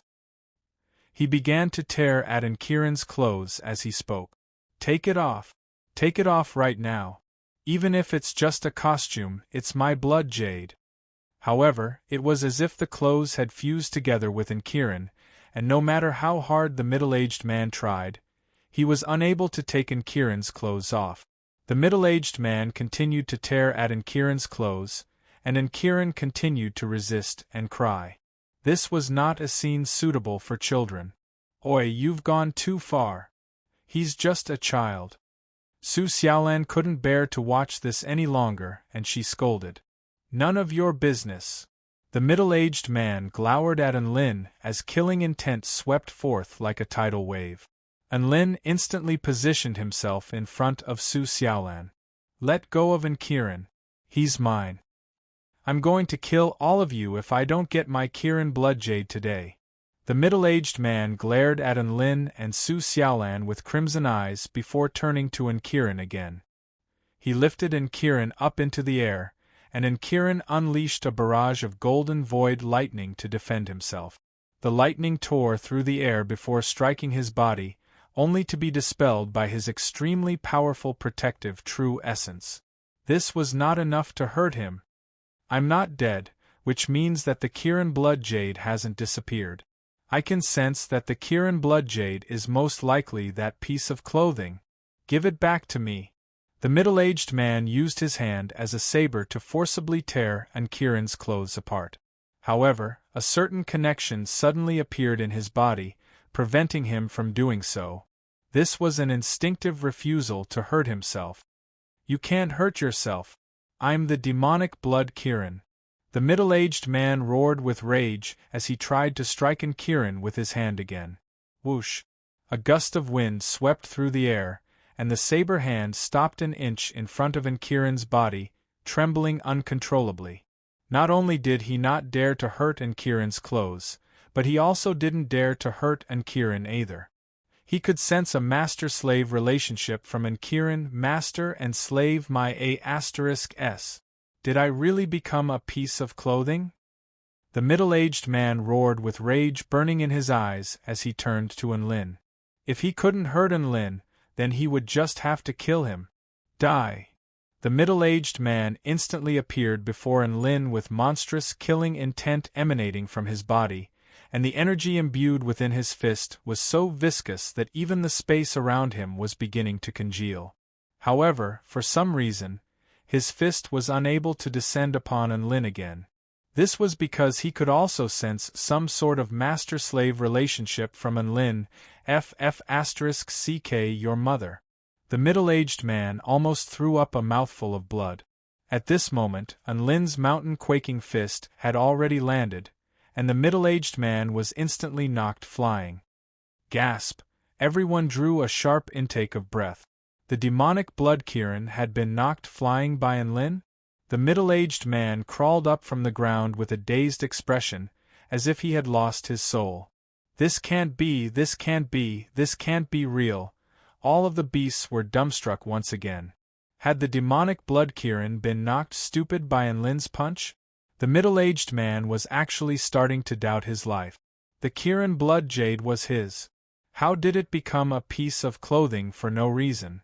Not only that, but there was also a **king master-slave relationship. Have you ever heard of beast-pet contracts? This was a **king beast-pet contract in disguise. Impossible. This must be a dream. I'm definitely still dreaming. Tears flowed from the middle-aged man's eyes as he shook his head relentlessly. It's all fake. I'm a mighty Tao integration stage mythological beast. How could my relationship with Lin be so vague? Chapter 8:17. All of the beast tribe powerful beings, and Su Xiaolan could roughly guess what had happened from the scenes unfolding before them. Lin also understood why the demonic blood Kirin was on the verge of breaking down. This was because he could also sense some sort of connection between him and the middle-aged man. Not only was the Kirin blood jade gone, but even their master and slave relationship had been confirmed. This was the most frustrating part. He was extremely angry and aggrieved, but he couldn't do anything about it. Lin put himself in the Kirin blood jade's shoes. If he were to encounter this situation, he would also explode on the spot. That's right, he was a very humane person who understood how to put himself in the shoes of his enemies. And Kirin, who had just regained his freedom, pointed a shiny golden finger at the dispirited middle-aged man. There was an indignant expression on his face as he babbled incessantly, as if he were lecturing an immature child. After saying that, it flew into Lin's sea of vital energy. Ding dong! Congratulations, host, for completing the mission to progress to Soul Formation final stage. Condition: given Kirin a nice set of clothes. Lin shuddered as he turned to the system with shock and elation. How long had it been? He had finally broken through the bottleneck that he had been stuck at. Thank you, Kirin. Thank you, demonic blood Kirin. Even he didn't think that he would be able to obtain Kiran's clothes through the Kiran blood jade. And Lin didn't even know what to say anymore. This was fate. Kacha. A crisp crack sounded, and Lin felt a certain power erupt from within his body. At the same time, the spiritual energy of heaven and earth surged for close to 5 kilometers. And Lin immediately summoned Gundam 3 before sitting down with his legs crossed. He was about to break through to Soul Formation final stage. He had waited for so long for this day.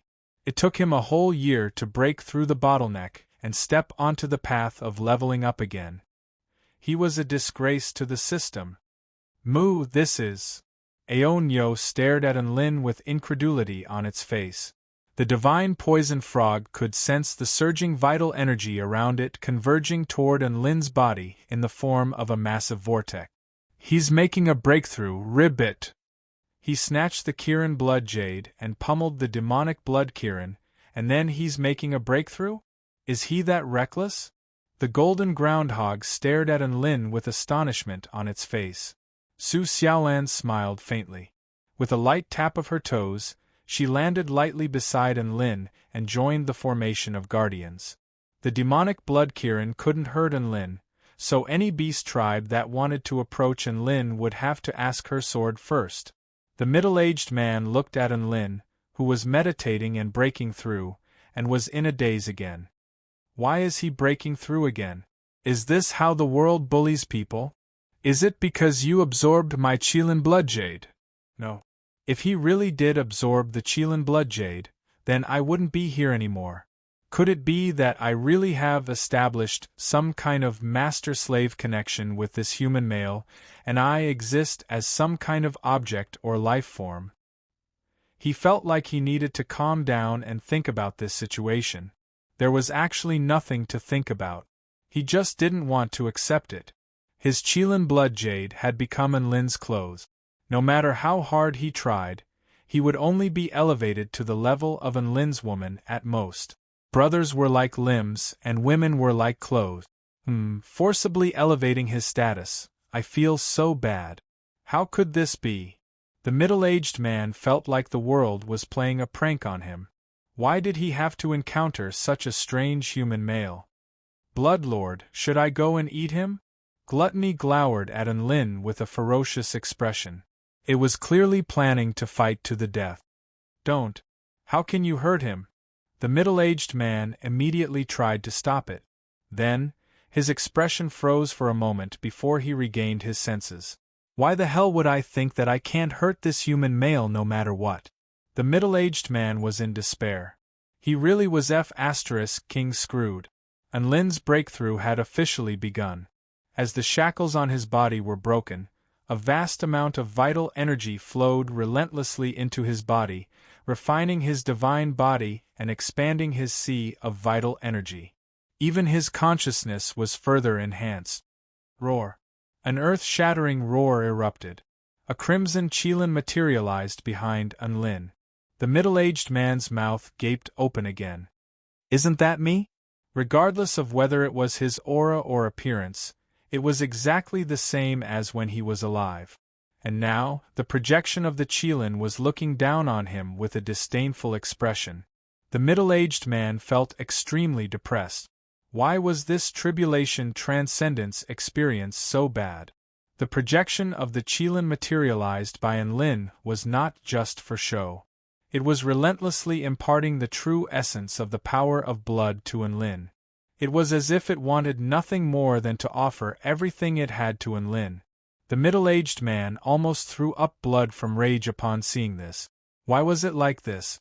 This was clearly such a perfect blood jade, and only the perfect him deserved to possess it. However, this was his master, so it wasn't all that difficult to accept. Why was he referring to him as master? The middle-aged man's heart jolted with shock, and he fell into despair again after coming to his senses. Again and again, the stimulation made him feel like he had a heart attack. And Lin was still becoming more powerful, and even his divine body was improving slightly. Within his sea of vital energy, Kiran had also become extremely active. After donning the demonic blood Kirin costume, he seemed to have become more confident, and he even dared to yell at the flaming vermilion bird in the sky. It looked like a battle was going to take place between them, and Lin was quite looking forward to their battle. Couldn't Kirin, who had been abused for so long, be able to turn the tables with a new set of clothes? The demonic blood Kirin's true intent in the Tao of blood allowed Lin to attain an extremely profound level of enlightenment. In particular, his observation of the Tao of life was making his evergreen technique show signs of loosening. No, not only was it loosening. A green divine halo suddenly appeared above Lin's head, and boundless life force energy erupted forth. Boom! An extremely terrifying energy fluctuation proliferated outward. The divine power of the green divine halo was elevated to another level. The middle-aged man stared blankly at the scenes unfolding before his eyes. Is this the power of life? What a profound and boundless power! Su Xiaolan pursed her lips at the sight of the green halo above Lin's head. This color really was very environmentally friendly and was filled with the harmony of life. After a short while, the vital energy vortex that encompassed a radius of close to 10 kilometers began to dissipate, and the Kirin projection also disappeared. Everything returned to normal. Lin opened his bright eyes and stood up. The aura exuding from his body was extremely vast and profound, as if he were a primordial beast that had just awakened, exerting immense pressure upon the surrounding space. Soon, his aura was withdrawn again, and everything returned to normal. Lin did some stretches, and his entire body felt extremely comfortable. His divine body, meridians, sea of vital energy, and consciousness had all been significantly enhanced. Not only that, but he had also borrowed the power of the demonic blood Kirin to cultivate the second stage of the evergreen technique. His life force, poison resistance, and regenerative abilities had all been elevated to a whole new level. Even regrowing severed limbs was a piece of cake for him. Congratulations, Lin. You've successfully broken through to the soul formation final stage. Su Xiaolan's pleasant voice was the first to congratulate him. There was a smile that came from the bottom of her heart on her pretty little face. Her eyebrows and eyes were curved as she smiled sweetly. Lin couldn't help but pinch her cheek with a smile. I've made you worry, but I'm invincible now. Su Xiaolan turned to Lin with a reproachful expression. At this moment, Ao Nyo and the frog also came to their senses, and they immediately began to boast to Lin. Who was the most powerful here? It wasn't the unfathomably powerful demonic blood Kirin. It was the invincible soul formation stage cultivator that even the demonic blood Kirin couldn't do anything to. Lin. Chapter 8:18. Moo. Congratulations on your breakthrough, Senior Lin. I'm willing to follow you into battle. Ao Nyo spoke with a fawning expression. Ribbit. Senior Lin punched the Kirin blood jade with his fist and kicked the demonic blood Kirin with his foot before instantly making his breakthrough. What an astonishing feat! The poison mist frog expressed its admiration for Lin without any hesitation. Lin couldn't be bothered with the two nobodies around him. He made his way over to the demonic blood Kirin and joined his hands in gratitude. Thank you for helping me break through my cultivation bottleneck, Senior. The middle-aged man almost burst into tears again upon hearing this. What a good way to use the phrase, help with everything. He had even given himself away. Don't call me Senior. The middle-aged man waved his hand unnaturally. Just call me by my name. For some reason, he felt a little uncomfortable being referred to as Senior by Lin. Ever since his Kirin blood jade transformed into Lin's clothes, he couldn't even muster up the thought of hurting Lin. It was as if he really had become Lin's woman. The middle-aged man's eyes suddenly widened, and his expression twisted as he drew a sharp intake of breath. Woman my A**s. I'm a male Kirin. Seeing the middle-aged man's expression suddenly crumble, Lin and Su Xiaolan immediately pulled out their weapons in fear that the middle-aged man would suddenly attack them. Senior, are you all right? Unlin asked. I told you not to call me senior.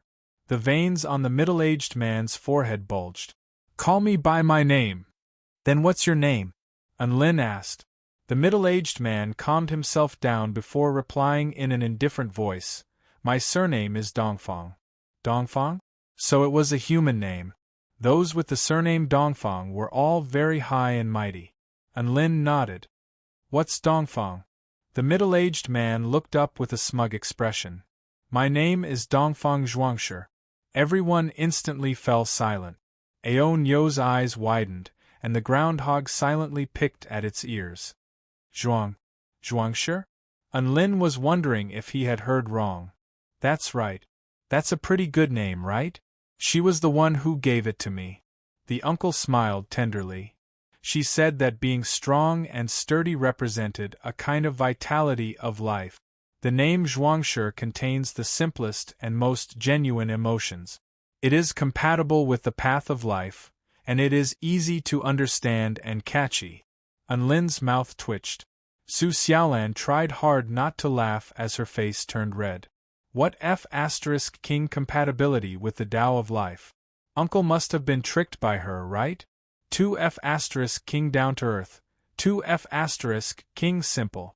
Dongfang Zhuangshi? This was a clear stream of Dongfang's surname. Poochie. Ahahaha. Croak. The frog couldn't help but burst into laughter. Dongfang Zhuangshi focused his gaze, and killing intent instantly erupted from his body as he glared at the frog with crimson eyes. What are you laughing at? Jie. The frog stopped laughing. Its strong desire to live made it think quickly. Senior Dongfang, I'm not laughing at you. I suddenly thought of a joke. That's why I suddenly laughed. Ha, a joke? What joke? Tell me, Dongfang Zhuangshi said coldly. The frog took a deep breath. Once upon a time there were two monsters. They felt bored, so they decided to experience the human world. One of them became a handsome man, while the other became a beautiful woman. They coincidentally met, fell in love, and got married. In order to not give themselves away, they even aged themselves every day.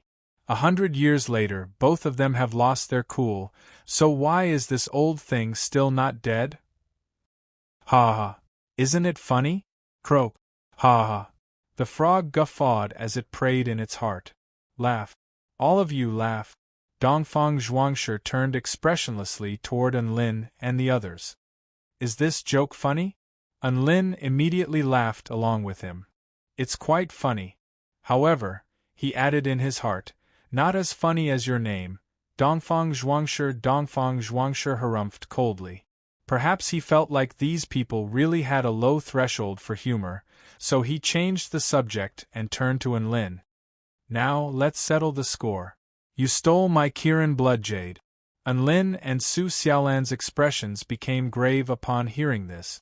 Were they finally going to settle the score? Hey, there's no need to act like this. Dongfang Zhuangshi was a little sad and dejected upon seeing Unlin's expression, and he hurriedly tried to dissuade him. It's like this. I'm a cultured man, so I'm going to be reasonable. Dongfang Zhuangshi spoke with a warm smile. Unlin faltered slightly upon hearing this. Reasonable? Could this matter be reasoned with? He felt like he was in the wrong here. If Dongfang Zhuangshi were to attack him, then he would feel less guilty. Dongfang Zhuangshi was trying to reason with him, but he was feeling a little uncomfortable instead. All right, Uncle Dongfang, how do you want me to reason with you? Unlin decided to see what Dongfang Zhuangshi had to say first. If they couldn't come to an agreement, then they could just fight. Oh right, it seemed like Dongfang Zhuangshi couldn't attack him. This was probably why Dongfang Zhuangshi was trying to reason with him. Since he couldn't attack, he could only use words. Unlin, I'm not going to lie to you. I've discovered that I can't leave you anymore. Dongfang Zhuangshi spoke with a serious expression. Unlin, Su Xiaolan's eyelids twitched. Uncle Dongfang, please finish your sentence in case there are any unnecessary misunderstandings. Unlin's expression darkened. Dongfang Zhuangshi nodded. It's like this. The Kirin blood jade is formed from the essence of my life. It contains everything aside from my consciousness, so it could be said to be my body. Standing before you now is the demonic blood Kirin with its consciousness as its main body. It is like a rootless flame that needs to be nourished by my body. Otherwise, it will be snuffed out. The middle-aged man made his way toward Enlin as he spoke and laid his hands on his shoulders with a scorching light in his eyes. Hence, Enlin, I can't leave you, so let me stay by your side. You stole my Kirin blood jade, so you have to take responsibility, right? Enlin's chest constricted. Take responsibility? What King responsibility? Do you think you're a celestial maiden? It's disgusting to have a grown man following you around all the time. Su Xiaolan massaged her brows with a distressed expression. Why did things have to develop to this point? This middle-aged man's words were clearly very strange, but they made a lot of sense. If they didn't agree, wouldn't they be treated as villains? Are you going to follow me all the time? Enlin felt a headache coming on. Dongfang Zhuangshi nodded. I know what you're worried about. Don't worry, I only need to absorb your energy every once in a while. I won't follow you all the time. During this process, I will do my best to recover my strength and reconstruct my mythological beast body. The day I attain the phenomenal success stage of my mythological beast body will be the day I become an independent existence and can leave you. Enlin heaved a faint sigh. He felt like there was no other way, so he could only nod in agreement. Just like that, a strange middle-aged man with an indescribable appearance joined Enlin's team. Chapter 819. Not only did Enlin obtain the Kirin blood jade, but he also obtained the resurrected demonic blood Kirin, Dongfang Zhuangshi, into their team. Enlin couldn't help but sigh with emotion. He and Dongfang Zhuangshi had already established some sort of master-slave relationship, so Dongfang Zhuangshi's pets, Gluttony and the Groundhog, were pretty much Enlin's pets, right? After that, the team began to form a harmonious relationship. He's supposed to be the final boss, so how did he become an existence that I can't live without? Enlin heaved a forlorn sigh. Now that the conflict had been resolved, it was time to resolve the issue of Dongfang Zhuangshi's escape. Dongfang Zhuangshi had been sealed here by Pangu as a punishment for his previous crimes. This type of suppression was far more terrifying than death. Wasn't the demonic blood Kirin supposed to have extremely powerful life force? Then he would use 10,000 different types of torture methods one at a time before combining them again. He experienced extremely terrifying torture and refinement before being tortured to death and transformed into the Kirin blood jade. It would be far too naive to think that this was the end. His consciousness was still unable to break free from the Kirin blood jade. Instead, it had been separated from his consciousness and was unable to enter the cycle of reincarnation. This was simply too tragic. He couldn't die even if he wanted to. However, this situation was an opportunity for him to be reborn. 50 Great Tao, 49 Heavenly Evolution. These gloomy days were transformed by Enlin's arrival. Everyone sighed with emotion upon hearing Dongfang Zhuangshi's story. Enlin asked Dongfang Zhuangshi why he had been sealed away by Pangu. No one would punish a Tao integration stage mythological beast for an ordinary crime. The truth behind this was definitely very terrifying. Dongfang Zhuangshi didn't hide the truth. He had slaughtered an entire continent and used all of the living beings on the continent as blood sacrifices, thereby enraging Pangu. The hair on Enlin's back stood on end upon hearing this. He looked at the middle-aged man before him with a gentle expression and found it hard to imagine that he would do something like this. Why did you do that? There had to be a reason for doing something. He was very curious as to why the middle-aged man would do something like this. Dongfang Zhuangshi shook his head upon hearing this. It's all in the past now, so what's the point of talking about it? Trying to keep me guessing? Don't you know I have OCD? Dongfang Zhuangshi, I order you to tell me the truth. Anlin said solemnly. Dongfang Zhuangshi shuddered, and even though he was very reluctant, he still spoke with difficulty. The living being that ruled over that continent sent an army to destroy the town of the woman I love. Even she died in that sudden disaster, so they all deserve to die. Anlin and Su Xiaolan were startled and didn't know what to say. Because the person he loved had died, he wanted to take revenge on the entire continent? This was crazy. Anlin couldn't bring himself to criticize this uncle. He couldn't say things like being benevolent and righteous, respecting life, and not being so deranged. Because if Su Xiaolan was killed by someone, he might do something even crazier. Yep, he was starting to think from another perspective again. This was a good habit. He could empathize with the feelings of the antagonist, and Lin felt that he was really a reasonable Enritian. What was most surprising was that he really didn't think that he would be able to force the uncle to tell him the truth by issuing an order. It looked like his words were quite effective. Would he be able to order the uncle to do some strange things in the future as well? The previous topic was a little heavy, so Lin and the others quickly turned their attention to something else, which was to open up the passageway between the vast land of blood and the outside world so that Dongfang Zhuangshi could return to this world. Dongfang Zhuangshi led everyone down the massive mushroom building and into the center of the floating continent. The passageway between the two worlds is up ahead. Dongfang Zhuangshi pointed at a massive blue gate over a kilometer away. A frosty aura emanated from the gate, which seemed to be able to freeze space itself. What should we do? Anlin asked. Dongfang Zhuangshi pointed at the blue gate in the distance as he replied, "This passageway has been carved by Pangu, which is extremely powerful against beings like me. However, it's very ineffective against soul formation stage cultivators like you." Anlin's lips twitched as he pointed at a bunch of soul formation stage beasts who had been frozen to death within the Gate of Light. "Is this what you meant by very ineffective against soul formation stage cultivators?"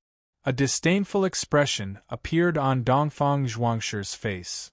"What kind of trash are those soul formation stage cultivators? They're as useless as that cow and frog you brought with you. In my eyes, only you two look like soul formation stage cultivators."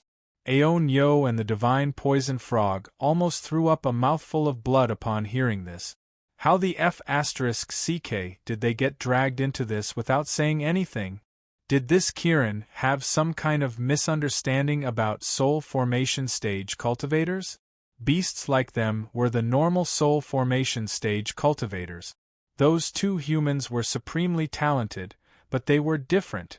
However, even though they grumbled internally, they could only put on smiles on their faces as if to say, "You're right, Kirin." Anlin heaved a forlorn sigh. "I'm just an ordinary soul formation stage cultivator, so I won't be able to complete this mission if it's too difficult. Tell us the details first." Aon Yo, the divine poison frog, and the groundhog were F***king kneeling again. And Xiaolin, an ordinary soul formation stage cultivator. "Alright." Dongfang Zhuangshi nodded. "Pangu's glacial carvings become more powerful the further in you go. You can use fire spell techniques to defend against the power of frost. About a kilometer into the blue gate of light, there's an energy core. You just have to help me destroy that core. By the way, those weaklings were frozen after walking for 600 meters. Sigh, they're really too weak. They're all soul beasts at the soul formation pinnacle stage? They're getting worse with each generation." The middle-aged man shook his head and sighed with emotion. The frog, Aon Yo, and the groundhog all shuddered as they heaved a sigh of relief that they hadn't been chosen. This kind of heavy responsibility should be left to hacks. "Aside from the power of frost, are there any other dangers?" Anlin asked again. "No. That power wasn't targeted at you in the first place. It was targeted at me. I can only say that those beasts were too weak and couldn't even withstand the slightest bit of the power that escaped." Dongfang Zhuangshi raised his head with a hint of pride on his face, as if to say that everyone present was trash. And Lin rolled his eyes. You're so proud of being sealed by a powerful spell technique? If you keep F** King cocky, I'm going to get out of here and let you keep showing off. Ah, Mr. Lin, please don't be like that. Dongfang Zhuangshi hurriedly offered an apologetic smile. I was wrong just then. I apologize. Gluttony stared at the middle-aged man with an astonished expression. The demonic blood Kirin had always looked down on everyone like ant. When had he ever put on such a weak front? This was probably a fake Kirin,